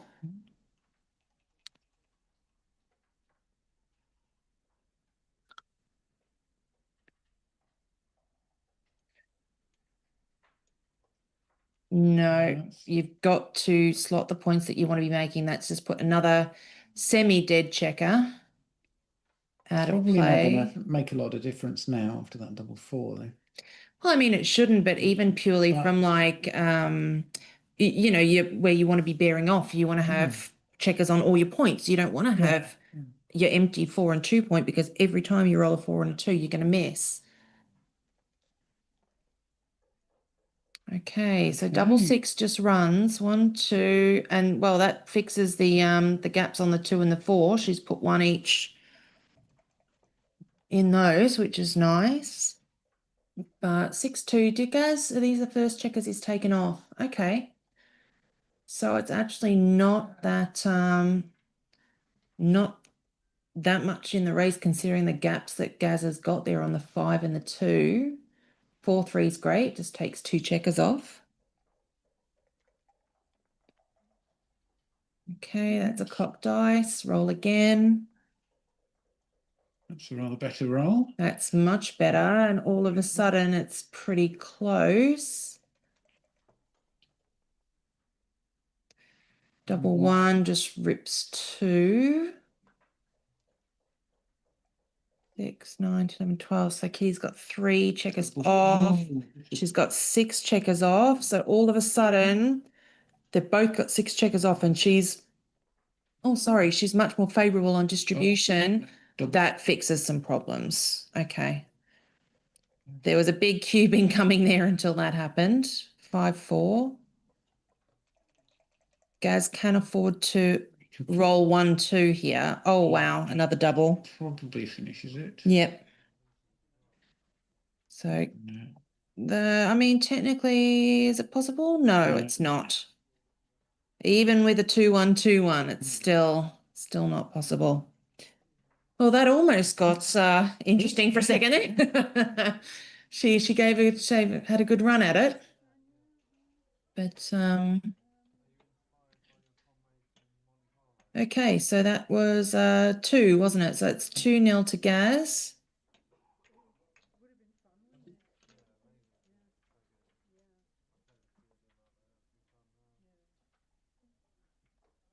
Yeah, now that I see Kitty on the stream, I'm sure I've seen her at some tournaments, but we've never played.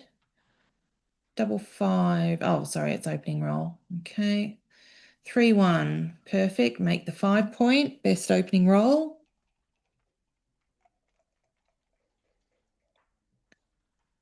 Six, 1 makes the bar. Okay. 6, 5. You just bring 2 down here. There's no point playing into the 2. You want to try and, this is kind of prime versus prime to start with. Hit and down, I think. What do you think, Julia? Just carry on. carry on? Could be, yeah. Not minding either way. 5. Oops, the you're- daisy. want- No. She's, want the hit in the outfield. yeah, I think she hasn't seen that play, I think. 3-5 is good. So here he's slotting the back. It's often a problem with intermediates. Sometimes they you latch onto one number, play it, and then you're fishing around for what do you do with the other. Yeah, like, number, oh, I need a rather- 4, and you yeah, roll a rather than 4. looking at it holistically Yes. as an entire move. I mean, I think we almost Yeah. saw that in reverse in the last match, right? When Steve rolled the 6-5. Yeah. And the 6 was what he desperately didn't want to roll. And he thought, oh, I had to hit. And I did just speak to him afterwards and kind of said to him, you know, we discussed it. And when he realized that he didn't have to hit, he was like, oh my God, like he couldn't believe that he'd missed it. And sometimes as you said, you fixate on these things and it's hard to shake it off. 4-1 is great. Makes the anchor. So the blitz is off. Okay. 4-3. Make the outside point. Perfect. Make the 16.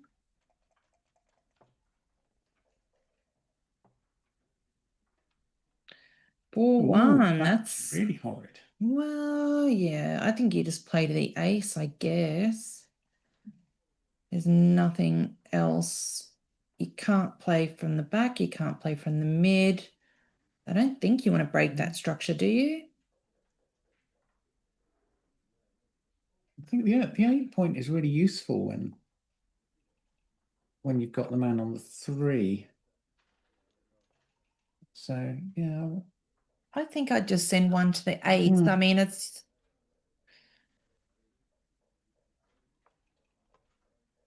yeah. It leaves you with a lot of potential, that structure, even though you've got one dead man there. Yeah, and at least you can still make that point, and then it's constructive. It's not like you're burying a third checker on the ace. That's kind of the difference, I think. I'm going to step up with get more daylight on that last man. I'm not sure about the 2. Yeah, it could have just been 8-6. So now you generally, when you put one checker on the ace, you just make it as soon as possible. Try and turn it into a positive.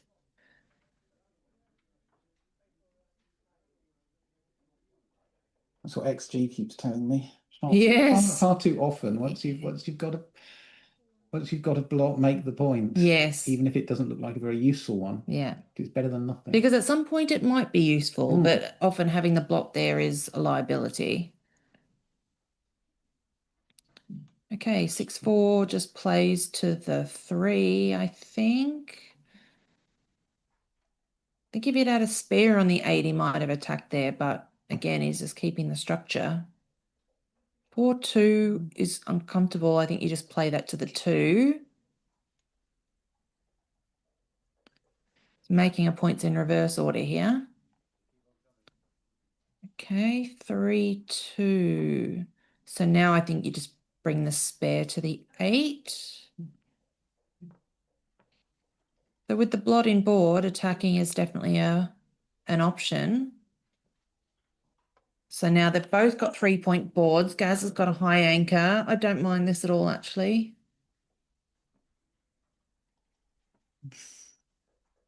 3. It's the ones are not. I mean, here, I think you don't like doing that, but you have to, right? You don't want to spread blots all around the board. Yeah, there was nothing else there. So I think you come in with the 2 here and gosh, I can't really see. Yeah, okay. No, I guess you just slot the 5, right? If you come in with the 3 and slot the 5, you're duping 2s. You're slotting the point that you want to make. Kitty is stripped everywhere. Yeah, it could be this.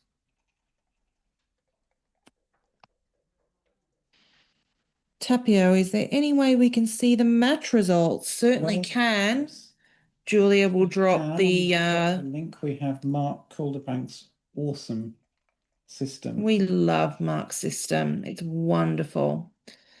So all the results from all of the events this weekend are on the link that we're about to drop in the chat. So do have a look. They are also updated constantly in real time as the results are reported. So it's not like some tournaments where they're 2 rounds behind. You'll You always see a be, photograph of a sheet of paper. or a photograph of a sheet of Oh, paper. This is always absolutely up to date with what's going on, which is super helpful. Oh, that's ugly, that hit. I think you have to do it, but the 4 to pile up. Ooh, That- it's a cube. That isn't showing in my chat the link. Okay, Post. let me try that again.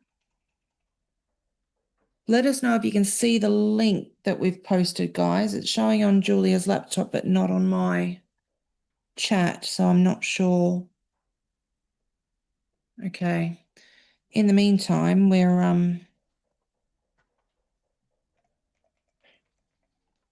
links do not work in chat. Oh, that's upsetting. That's good. Okay, well, in the meantime, while we were doing that, Kitty had left a blotch on her 6. Her structure, something has gone awry here, that's for sure. That's a time not to come. And Gaz is already holding the cube. So I think as the leader, he's going to hang on to that for a little bit. 6-2. Okay, he's making the point. I would have considered just hitting on the 5 there, considering the state of Kitty's board, which is destroyed.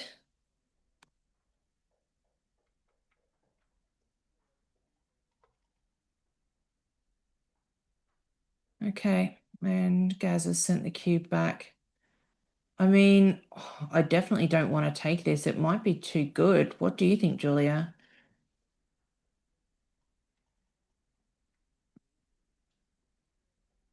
I don't really. Immediate threats, but that position, because the home board looks so broken now that I don't really see a whole lot of counterplay here. Gaz can attack reasonably. Kitty is Impunity. she's hinging everything on the fact that she's gonna get an anchor here. Mm. And if she does get an anchor, then yeah, you know, it might be okay. But I mean, even if she gets an anchor, her board is ruined. It's a lot of work to win this position. Need to put the link in the video I description. don't think I can do that one. Yeah, we're not sure we can do that. All right, we'll flag it to Mate for tomorrow, certainly. Thanks, guys. Thanks for flagging. Okay, she's got her anchor and she can hit. And she's going to, because there's no other 6 that makes sense. Oh, good idea. Julia's going to post the links on Facebook via the UK BGF channel, I imagine. Yes. Okay, 6 for Gaz. So 1 comes in. What else does it do? 1, 2, and bring 2 out. Nothing else. Cleans up pretty nicely, just leaves 1 blot.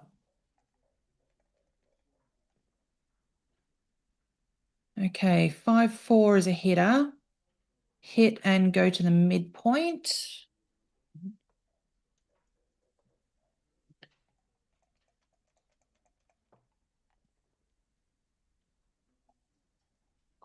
Six, 2 comes in and hits.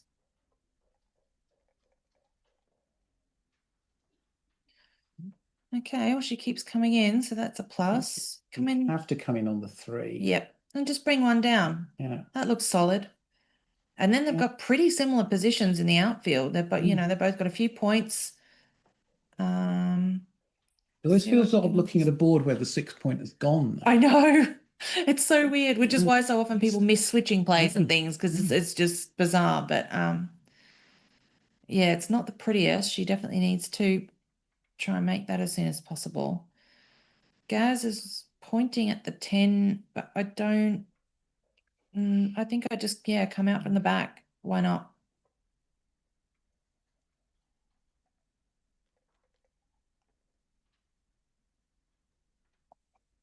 I don't know, part of me would be thinking, can I tempt Kitty to hit off the anchor?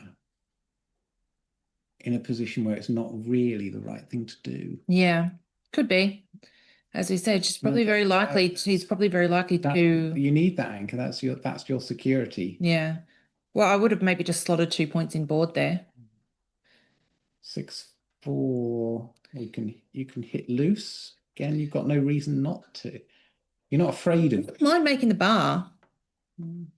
But yeah, it's probably right. He's just not scared at this point. He's not scared of being hit. Due to the relative board strengths. Kitty must be thinking a gammon. A gammon is Crawford. Yeah. Yeah, absolutely. A gammon on 4 is a 4 cube is 8 points. It's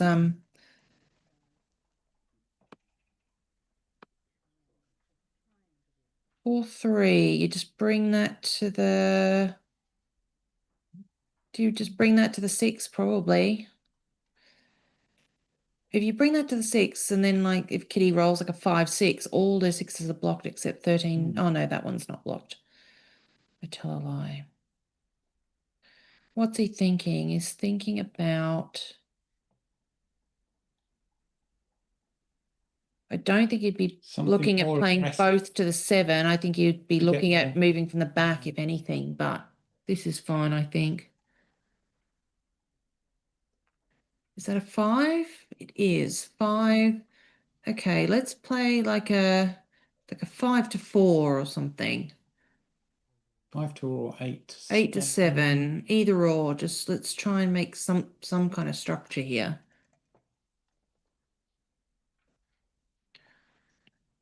5-3 does nothing. So Gaz is probably just going to play both off the 11.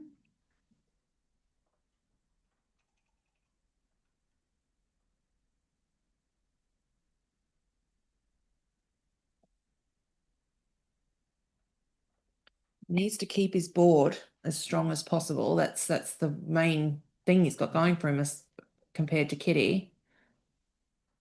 Okay, Ooh, 6-6. that changes things. You get out. Yeah, she runs with that, and what makes the 2, I think. Or no, I've changed my mind immediately. I think it's 13-7 twice. Yeah.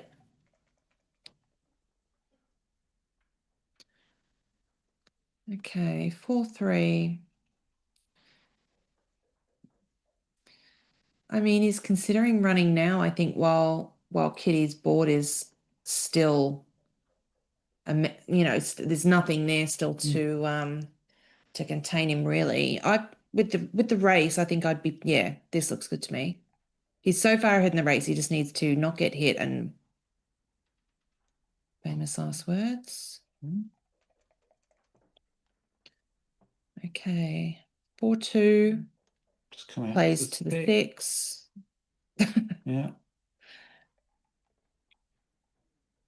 Double one is fantastic. 1, 2, 3, and split from the 16. She's only played 3 there. I think Gaz is he yeah, he's pointing it out. Yeah. 2, 3. Yep. That's right. Yep. 1, 2, 3. And you want to split at the back because if Gaz rolls anything which comes in and out, like a 3-6, 4-5, 4-6. And you want to be covering the 9 point because you can step there safely at the moment. Yeah. 2. You just bring the other 2 in? Yeah, I mean. This is fine too. Okay. 5-1. So.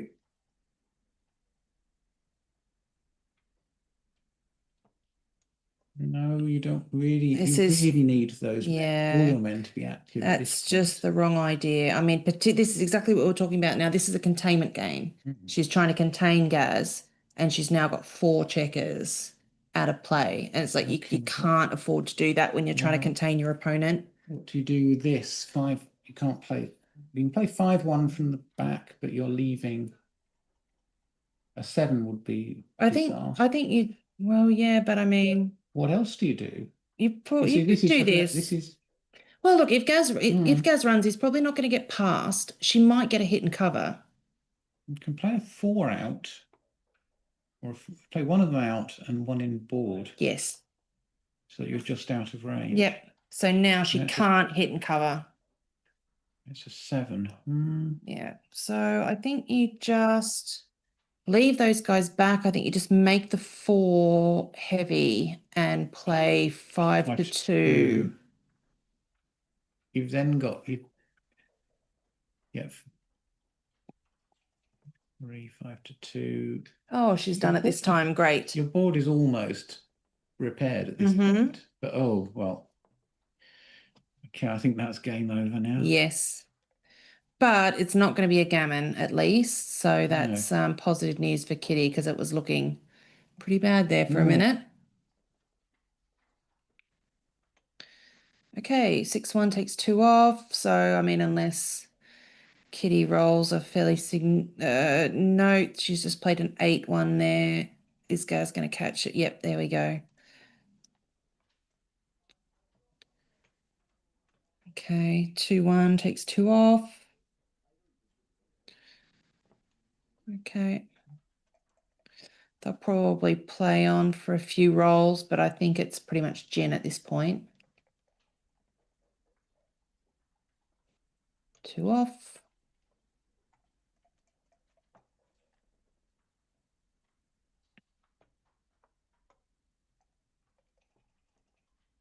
And what time is the stream kicking off tomorrow, Julia? We've got Kent's seminar at 9, but unfortunately we will not be streaming that to the world. So we have our usual announcements at 10, and the stream will kick off shortly after that. 10:30 or 10-ish? It'll probably be about 10:30 by the time we've got everything done. Got it.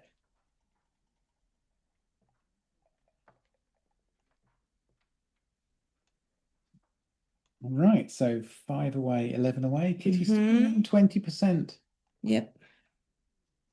Given that our match equity tables assume equal standards of play. Yes, of course. Big thing. But I mean, I hope that Kitty is not going to get down in the mouth about the score, because something that we all know is, you know, I've been talking about this actually quite a lot this weekend, is it's never over till it's over. And I mean, this story doesn't actually end well for me, but in my, I entered the super jackpot this weekend and won my first match. And then in the second match, I was down 9-0 to 11, but I clawed it all the way back to Crawford. Yeah. And then lost at DMP. So, you know, it like I said, it didn't end well, but I had him sweating. You know, it's you know, it's always possible to come back from a deficit. And I actually quite enjoy the style of play that you can play when you're that far behind. Like, they're the ones feeling the pressure when they're ahead, and you can just be chasing. Double super aggressively. You can blitz like crazy. Yeah. So it'll be interesting to see if she knows kind of these strategies of how she can play when you're significantly down in the score. I was playing a league match recently. A women's championship match recently against Monica Kennedy, and there's a strange bear-off position where she was actually behind, and a cube that would have been an absolute disaster for money or even at 0-0. We were actually at 5-0, and it was you were ahead 5-0. It was a recube to 8, and it from way behind, maybe 33% winning chance, and it was right. It was absolutely right. Wow. You can really throw everything at an opponent who has a significant lead. That's so interesting. Right, Gaz has pretty quickly made a 5 prime here, which is great news for him. 6-1 doesn't do a lot. That's so uncomfortable. Do you take your life in your hands and slot the 4 here? I would be tempted to play 13 to 7 and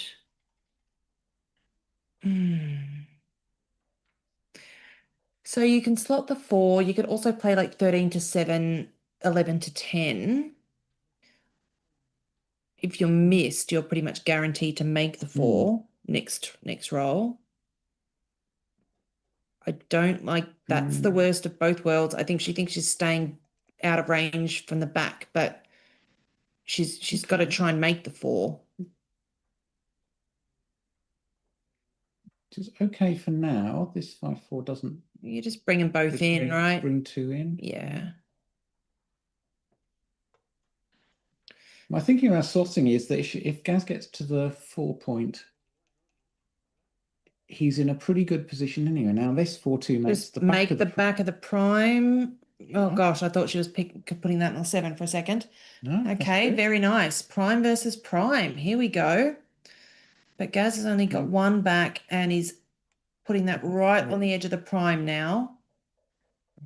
What's he going to do with the other ones? I think probably just 2 1 down, to the 7 point. Yeah.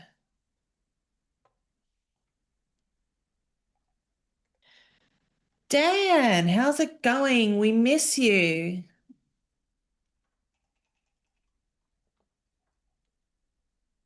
Okay, and 6 to 5. So Okay. he's hit, she's made a 6 prime. Things are looking good, but she needs to escape Pop a 6 right straight now. away, If she doesn't, she'll be is good. breaking. 5. So are you hitting? I'd be tempted to hit from the 8, break the 8 point. 8 to 7, 8 to 3. I think that's marginally better than not hitting 9 to 3. Not a great deal in it, I don't think. I think this gives Gaz just 6s too passive. to run away. Okay, 5-1. Because her problem now is she's got to escape 2.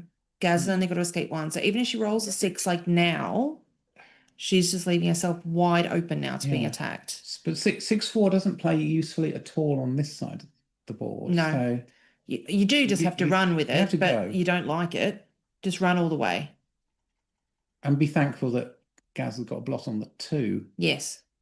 No, you No, don't. no. No, that's a misplay again. Yeah. Yep. It's late in the day. I think it's I think we're all tired. she's tired and It's been a long day. it's probably also a bit tiring for him to he's probably watching now for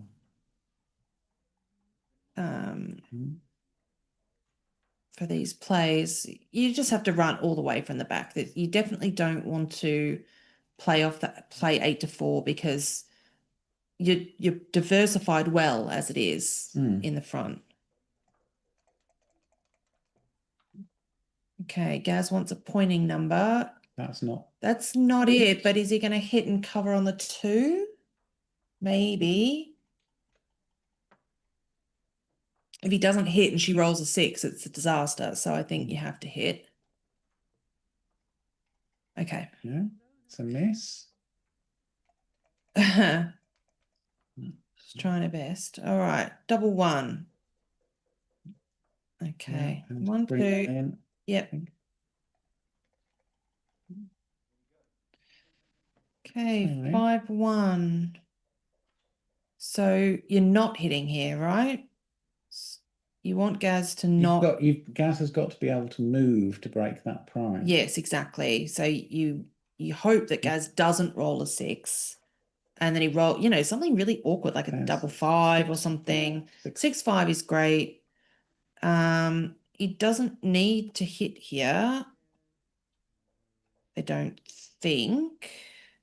He doesn't want to get back behind that prime.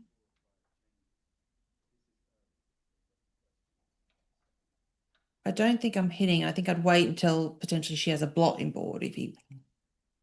With the cube centered, just play something reasonably safe, and then It could be right next time. When I question Gaz on plays 99 out of 100 times, I'm going to be wrong. So, Okay, so 5-2. gammon. Yeah, that's nice. 5 works pretty well. Plays, yep, beautiful.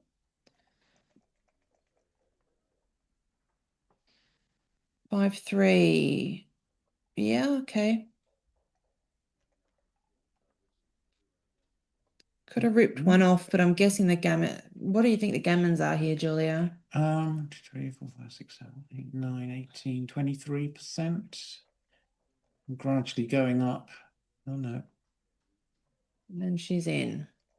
Those 6 checkers in the outfield actually add quite a lot to the gammon chances. Does it? So she's got Even if you 9 roll big numbers, you're going to use them up. burying deep in Burying the water, board. yeah. Yeah, right. Testing them. Mm-hmm. Well, I mean, she's got 7 crossovers versus Gaz's 5, 10. So You've note that's No, a misplay stop him. again. Yeah. don't bring it to the 7 because again, that's just Yeah. causing wastage. Yeah, she needed to get another crossover there. Okay, well that solves the problem though. I think that kills the gammons completely. It does. There's no gammons, double threes. Just Yeah. cash it. Yeah. 7. Okay, 4 away, 11 away. And our viewers are steadily going up, which is good news. Don't you lot have anything else to do on a Friday night? You all as obsessed with backgammon as we are? If you're that obsessed with backgammon, why aren't you here? Why aren't you here? We're all here. We're all having fun. Okay, 6-5 just runs.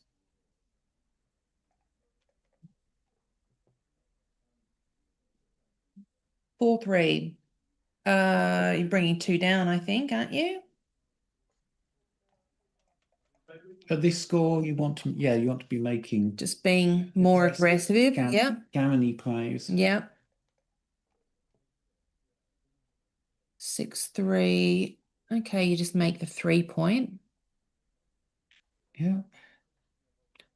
There's nothing else. You can't run safely.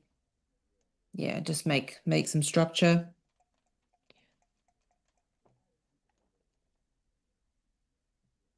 Okay, 6-4. Run and hope for the best. It's almost to safety. 5-4 does nothing. Slot the slot 4, yeah. So Kitty wants to be leaving. Certainly that checker back on the 24. So the idea is that she wants to be slotting the points that she wants to make so that she can, that's the most effective way to make your board is to slot those points when there's no risk in doing so.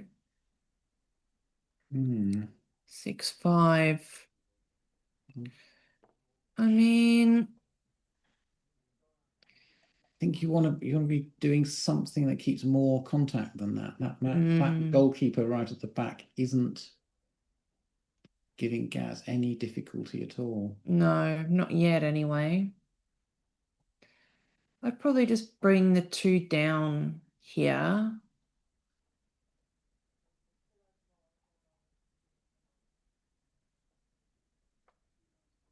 Yeah, because wants to make the 5 next and try and make that ride home a bit smoother. 5-1 makes the 5-point. Absolutely, no question about it. Just make the 5 and be thankful. Oh No. dear, why would we do that? No, that's just the wrong You want to be playing concept. as aggressively as possible to make that board. When a shot does appear, and it may well not do, you want it to be as ready, dangerous as possible. Yeah. So, yeah, that's right. You can make 4. Just here. make the 4-point.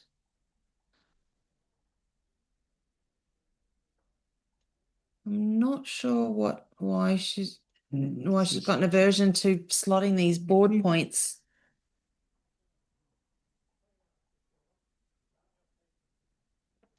Is there a bit of gammon phobia here? I'm not trying to get men sure. in rather than doing something useful Not with sure. them. So Gaz is thinking about cubing, but you've got to be so careful when you're this far ahead in the score. He doesn't want that cube to get up to 4 and all of a sudden things turn in Kitty's favour. So Well, he's if you won't stay on 4, it'll end up likely to end up on 8. indeed. And then, one bad roll and you've thrown an entire match lead away. Yeah, so And that's she a hit. oh, yes, it is. I'm the one who misread it that time. Okay. And 4-6, it hits back. That was necessary. Is this the super jackpot? Yes, it is. It's the second super jackpot Yeah, of the weekend, and it's the second round. yeah, good to get that. And what do you do with your last one? See some daylight or stay back and hope for some I think this looks fine. The number? Oh, that's another 6-4 that's again. 2 of them out. Hits out there. Okay, so she wants to come in low, probably.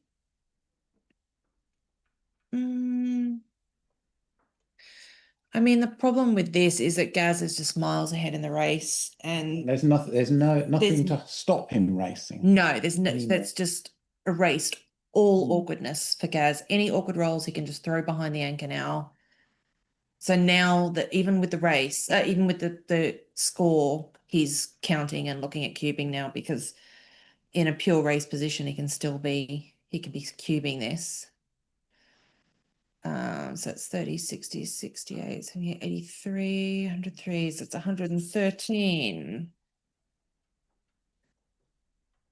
No, too late. Too late. Okay.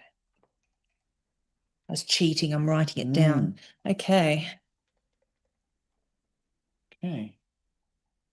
62. No. No, it doesn't go anyway, but you want that backstop because you need contact at all Could have costs. plotted the 2 there as well. There's no point to stacking checkers on the 3 like that. Okay.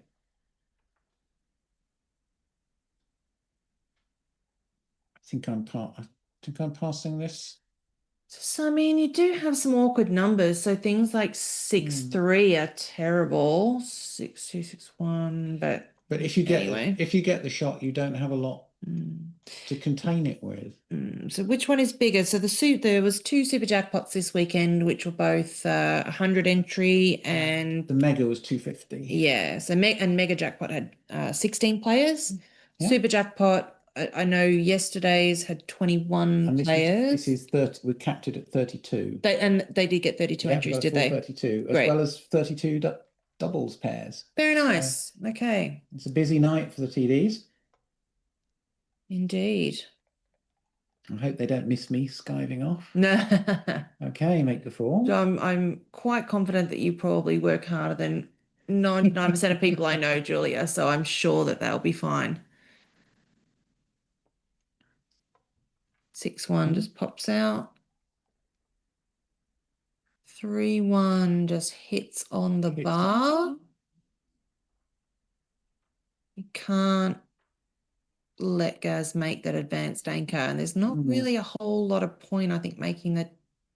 Well, if you see it that way, no. Oh gosh, that's big. That's very big. That's really big.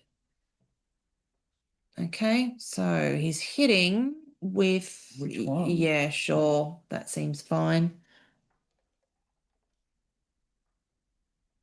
Okay, 5. Get the anchor while you can. Yep. And the 4 hits. And just hit, yep. Start, as if you've started like that, you just go on, right? Just keep hitting. That hits again, I think, and just continues to the 14. Not so keen about picking that one up. Yeah, I didn't know if that was necessary. I would have just continued, but Okay, come on. Do you hit again? I think so. I think you do. At this point, I mean, look, she's got a couple of points in board. Yeah. If she gets a couple more back, she might have a back game. That sort of thing can happen as well. Yes, indeed. Okay, double 3 is amazing. Points on the 3. And you're bringing 1 down. Making the bar? No, I want to make the 5 next. I would have brought 1 down and probably come up to the 20. Okay, double 1. I think you want to make the bar here while you can and start dealing with those horrible stacks on the far side. I mean, I guess she's probably happy she made the bar now that he's come in with the double ones. But the thing is that there were so many rolls that made the bar anyway. Okay, she desperately wants a 5. She There it is. got it. Okay. Bring 1 down. And again, I'd pop up to the 20, I think. Making the 8 is mandatory. I don't mind that either. But the thing is, what are you going to do with that now? Like you can't make the 5 without breaking. Hmm. And And you're very, oh, that's then there's that. but now blue's position is very disconnected. Yes. Those backmen can't get round to help with the. Are you making the 21? I guess. You can give it up next time if you don't want. 6-4. Okay. I'd make the 2. He needs a little bit of structure going. Yep. Okay, double 3. You know, I think it's probably right. She's got a stronger board. If he dances, she might pick up that second checker. Okay, so he's just come out. So what's he got? He's got 9s, 10s, 11s. B rather, 9s, 10s, 11s, and 12s. No.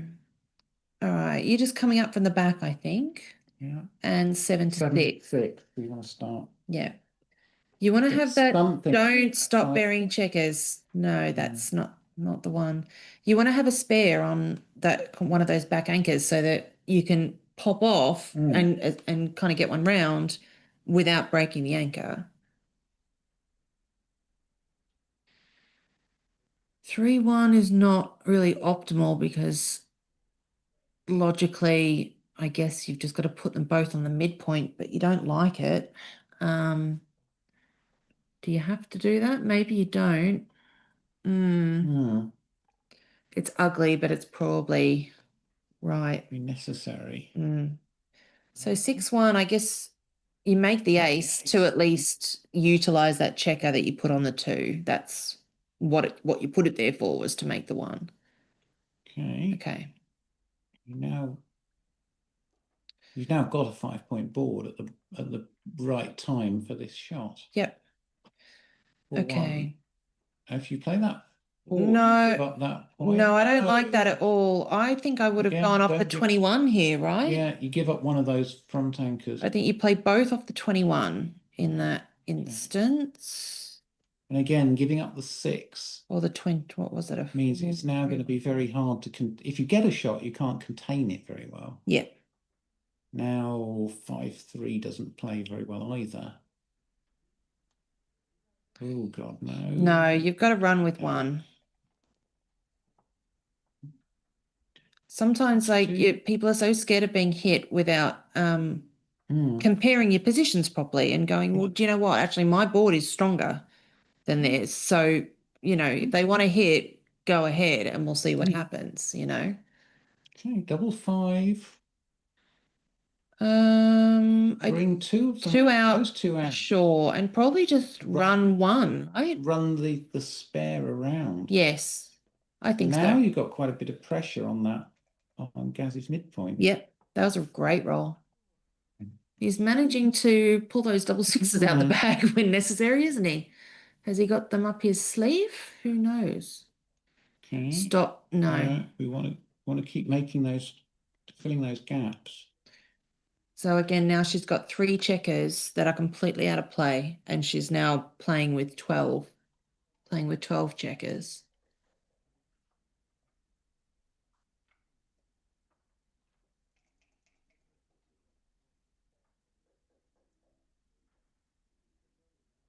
Okay. Gaz's doubling window is tiny at this score.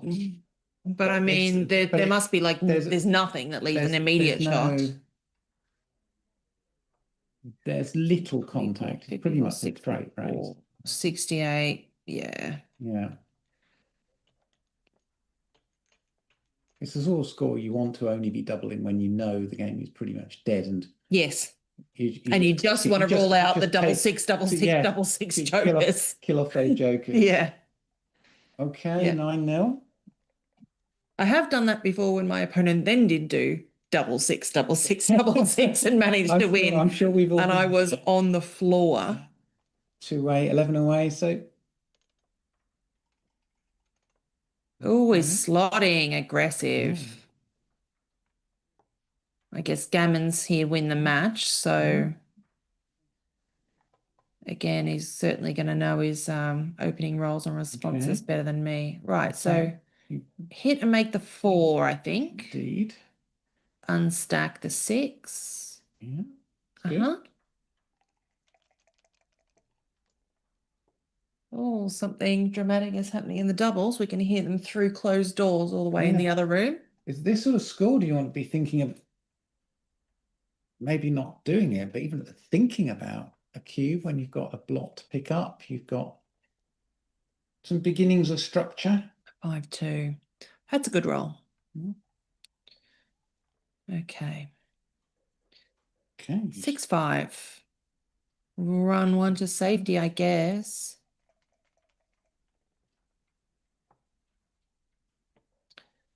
6-5. Hit and bring one down.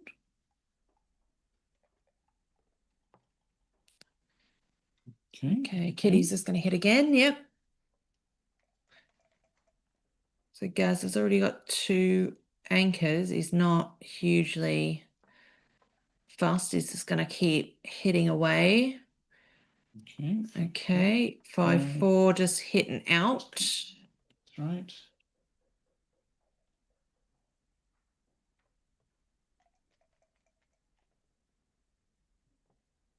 Okay. Just keep going. If at first you don't succeed, try again. That's my motto. He is running out of ammo though, but okay. And she's going to hit again. I guess because, I mean, you really don't want Gaz to make that 3rd anchor, but he was threatening to do that anyway. So, and I think you just pop the spare up to the 22 so you can run.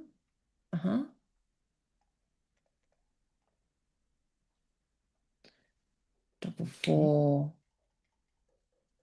So you're bringing 2 down. Yeah, she did it the other way, but yeah, 2 down was for certain.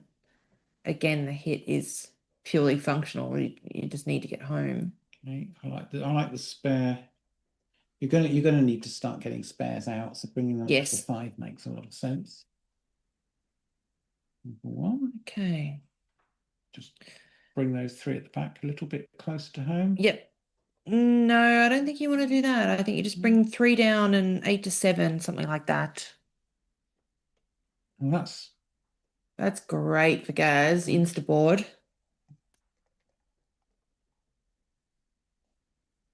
Okay, 5-4, you just bring them both down. No, not sure why you're doing that. Just bring them both down. You want to get home safely at this point. So now, I mean, rolls like 6-2 are going to be really awkward for Kitty. She should have just brought both down when she had the chance to do it safely.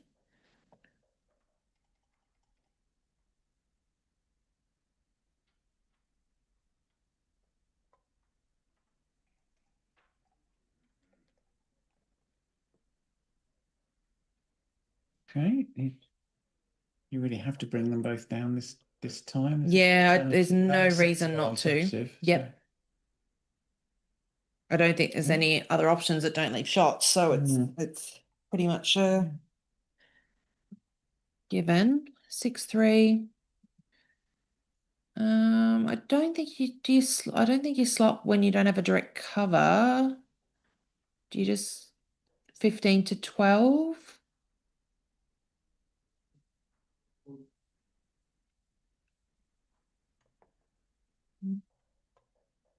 Could be right. I'm not sure. Looks a bit weird. Could be right though. Okay, 6-1. The 6 is forced. 6 is forced. Actually, the 1 is forced by logic. Yeah. Yeah. Yeah. Forced by logic. 6-1. And you want to make that 2 point. Yeah. Yeah, making the 2 is going to be necessary for her to bring this home. So Gaz is hoping for a 1. He No. doesn't get it, but No, he will bring up- probably just go 15 to 10 to bring get something- coverage on the yeah. 4. Okay, double 4 is okay. It's a bit uncomfortable, but you play 3 in and 6 to 2. Pretty much plays itself. Yeah, 2 of them are forced, really. Yeah, Well, six- definitely. 2 six of them to are two- forced. 8 to 4 and 6 to 2 are definitely forced. No, you don't want to give up I 6. Don't like that at all. Give up. You wanna give That up gap is eight. going to be That's going to hurt. really, Yeah. that's going to hurt a lot, isn't it? That You don't want to be holding trying to hold Gaz in. You almost want him you want him to to get out. go. Yeah, yeah, yeah. Yeah. But he is really he's being a menace with Mm. with 3 points back. You want to force him off. And if he gets a shot now, she's going to be in trouble. Okay. Okay, that's Mm. forced. Just 2 in. That's all you got. So to be fair, we ended up in the same position. Maybe she could see the future. Okay, Gaz is ready. He's ready for a hit. Any odd even combination like that is a shot lever, and you've just got to play it from the back. Yeah. Just leave 6s, 4 6s and 8s. Yep. No choice. It's, well, there is a choice, but the other choice is more shots, so it's not the right choice. 9 to 4 and hope. Okay, hit. And now all these men are going to pour into the outfield. 2 and 1 to the 8, I think. Right? You definitely want to leave that guy on the 3, and you definitely want to, well, you have to leave them on the 24. So what Gaz is hoping for now is that Kitty comes in with a 1 or a 2, but she can't escape. It's like a 1 5, 1 4, 2 4.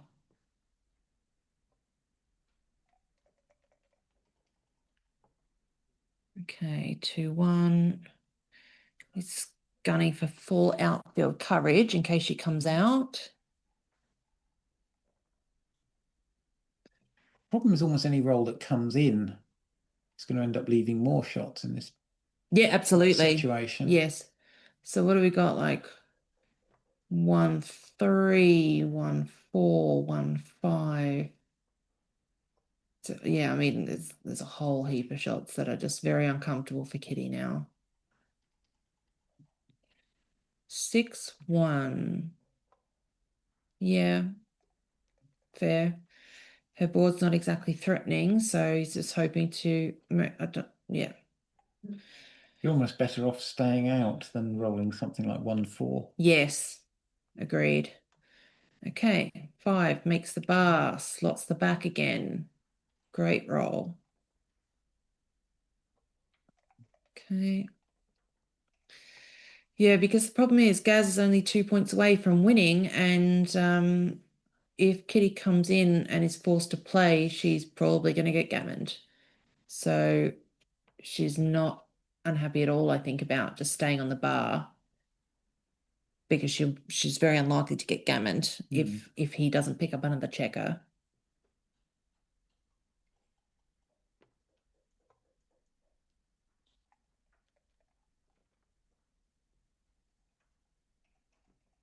Okay. So I think just hit on the 1 to try and kick that man. make him come in high. No such luck. Gammons are on. Play to the 9.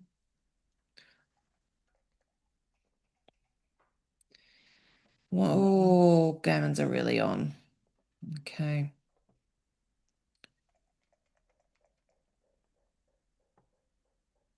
Six 5 is okay. You might come in on the 5 and then play the 6 in. Yeah. He's going fishing. Double 1 is great.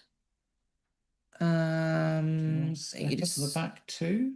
I, Maybe this, Gaz coming in a little bit. why is she hitting? I'm not sure what. Sorry, it doesn't. This doesn't achieve anything. You can't escape. That's the last thing you want to do, I think. Gaz will make the 2 here.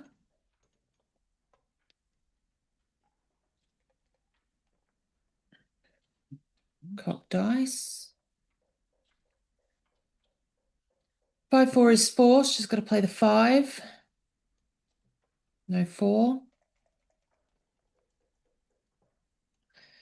Okay, 6-5 runs around.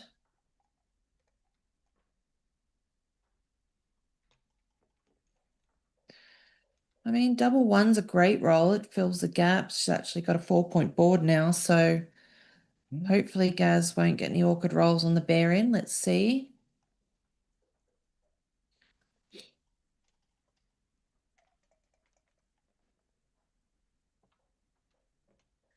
Okay, 5-1. Possibly not the best moment to get a 3. No, A 6. a 6, yeah. 1, 2, 4, 5 combinations. He's considering cubing. I mean, gammons here have got to be pretty low, but I think you just still go for it regardless.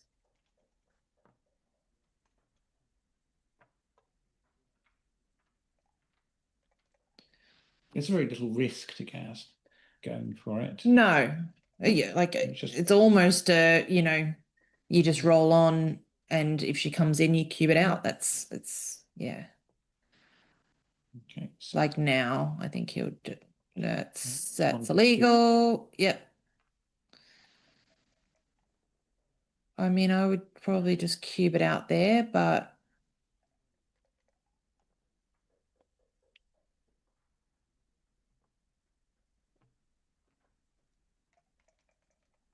okay, he's going to play on. Suppose it doesn't really matter either way. He's just Doesn't really hurt playing on until it's completely dead. no. Yeah, okay, he's doing it now. Okay, 10-0 Crawford. I am barracking for Kitty to get at least 1 on the scoreboard because it's always so infuriating when you to nil. when you lose Very donuts. much, It's quite upsetting.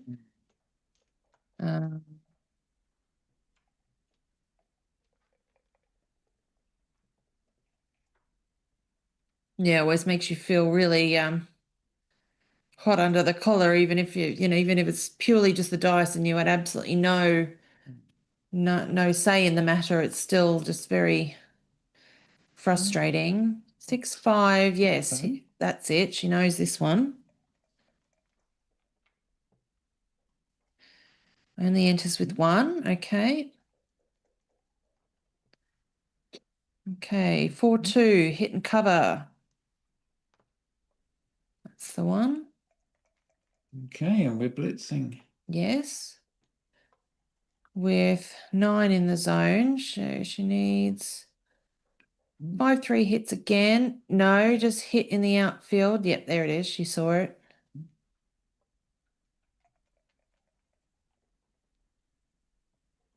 Okay. She's got an anchor. He's got an anchor. He's entered both.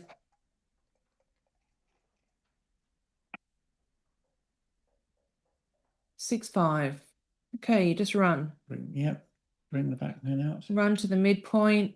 You're in decent shape if you don't get hit.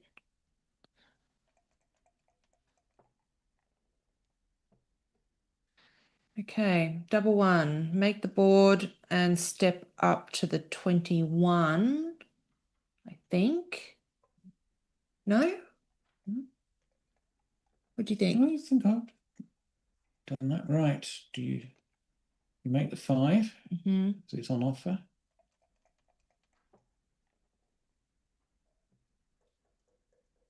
Okay, he'll do it now, I think. Yep. Yeah.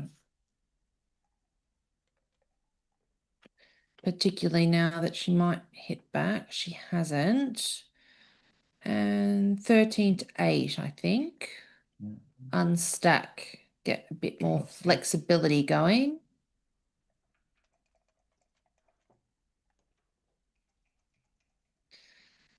Three, 1, make the 4, lovely.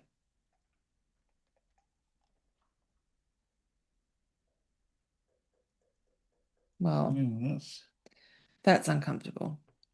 Hit It hit. and down, I guess.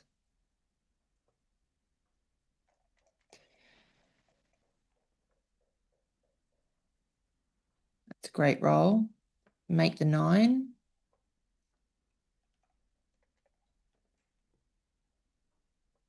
No, that's not good. No. But Gaz has still got 3 men back. He does have a direct shot. He hit it indirectly, but got there. Okay, 3, 4. So now I think Gaz is going to hit that checker with anything that he can, including, I think, 9 to 3, right? Yeah. Probably just Yeah. 2 in from the 9, I think. You could also play it from the midpoint.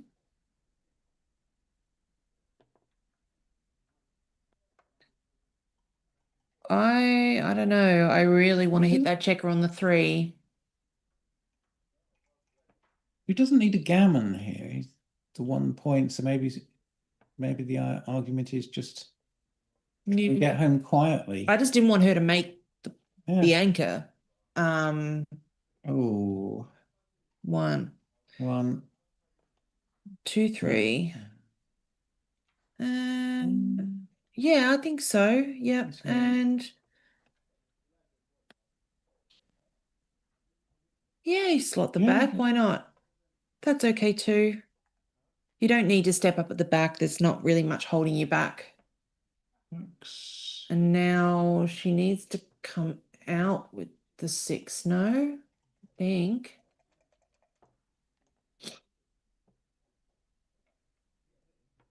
Okay, and I'd be tempted to play 11 to 6 there, because then you'd have an extra checker to attack with. Okay. That is helpful. And is this a switching play?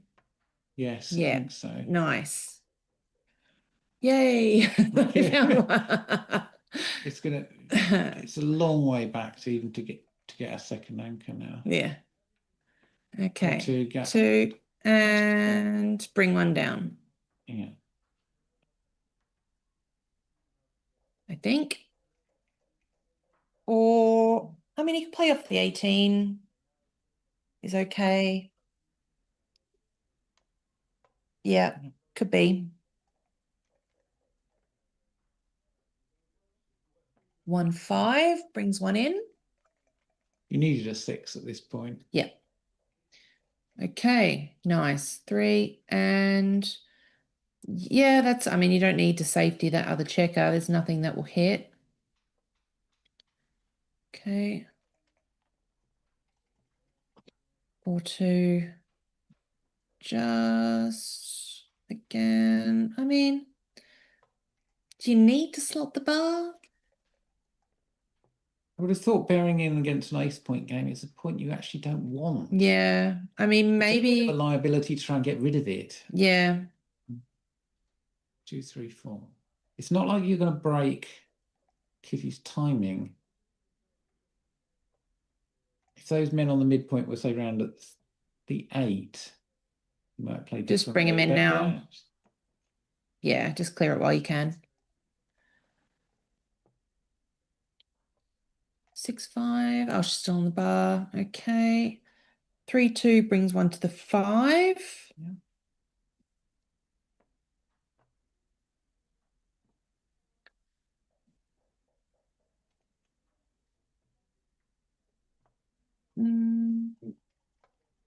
Yeah, okay, fine. He's kind of thinking if she pops out with a 1, 6, then he's got double 6. Like yeah, horrid. yeah. 1, 2. That's workable. That's workable. And 6 to 2. 6 to 2. Yeah.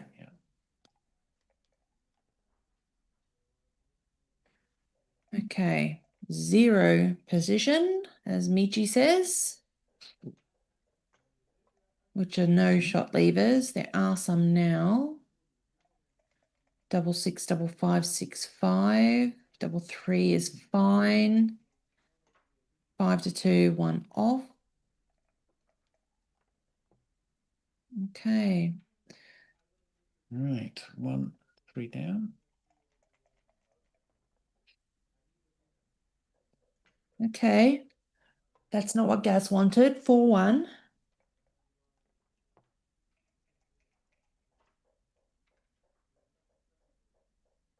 Okay. Okay. 5 1 is a shot lever. Okay. 3s to stay alive. There it is. There's one. Okay. Now you've got a really difficult containment position Yep. here.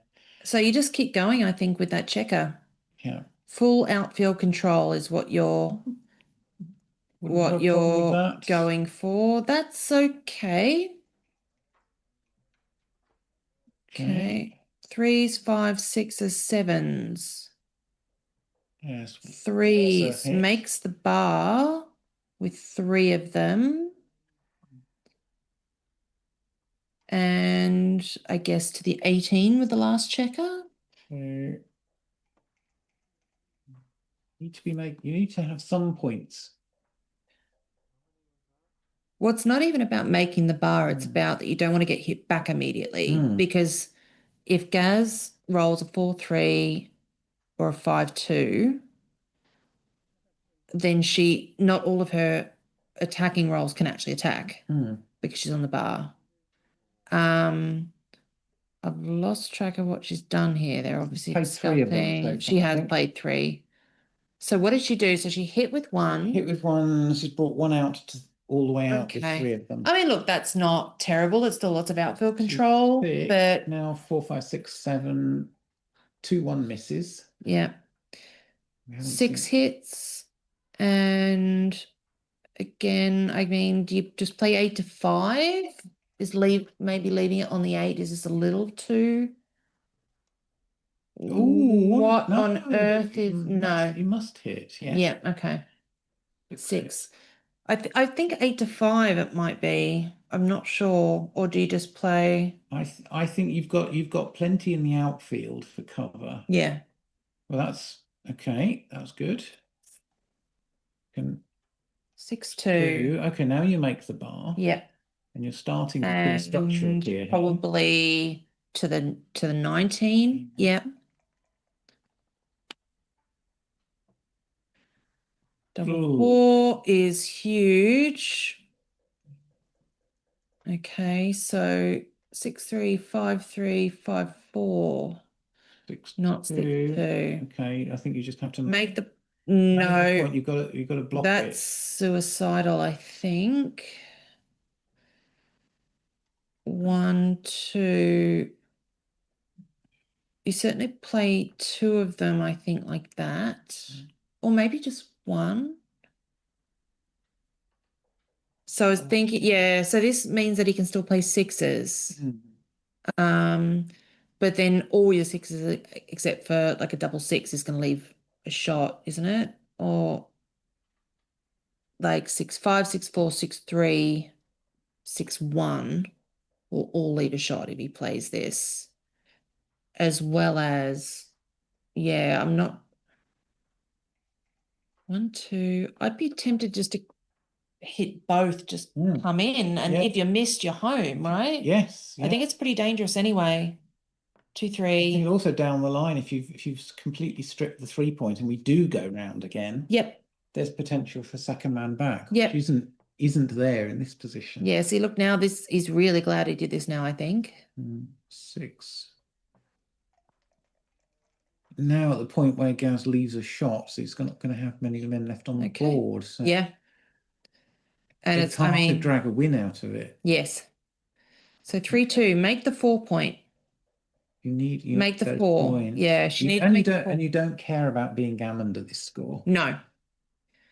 You lose any points, you lose the match. That's it. So gammons are completely Okay, inconsequential. Still.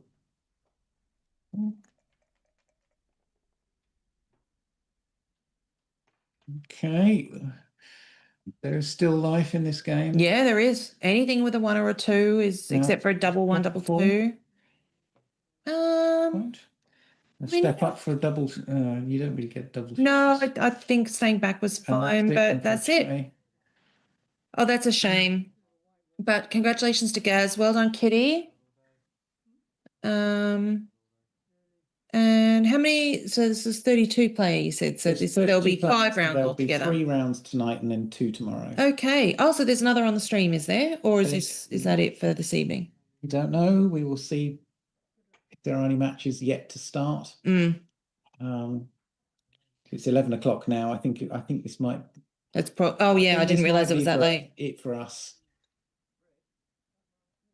Yes, I need to get my beauty sleep so that my brain is on firing on all cylinders for tomorrow. Thanks to everyone watching. Hope you enjoyed the stream today. Yeah, we will see what he says. Mate is updating the notes as we speak. And I believe the words tomorrow may appear. Yes, yes. And you have to say, if you're for an intermediate like Kitty going into a super jackpot, it takes a huge amount of courage to do that. And do you know what? I mean, it's a huge amount of experience for her getting to play against those sorts, like getting to play against players like Gaz. You can only really improve by playing the best. Yes.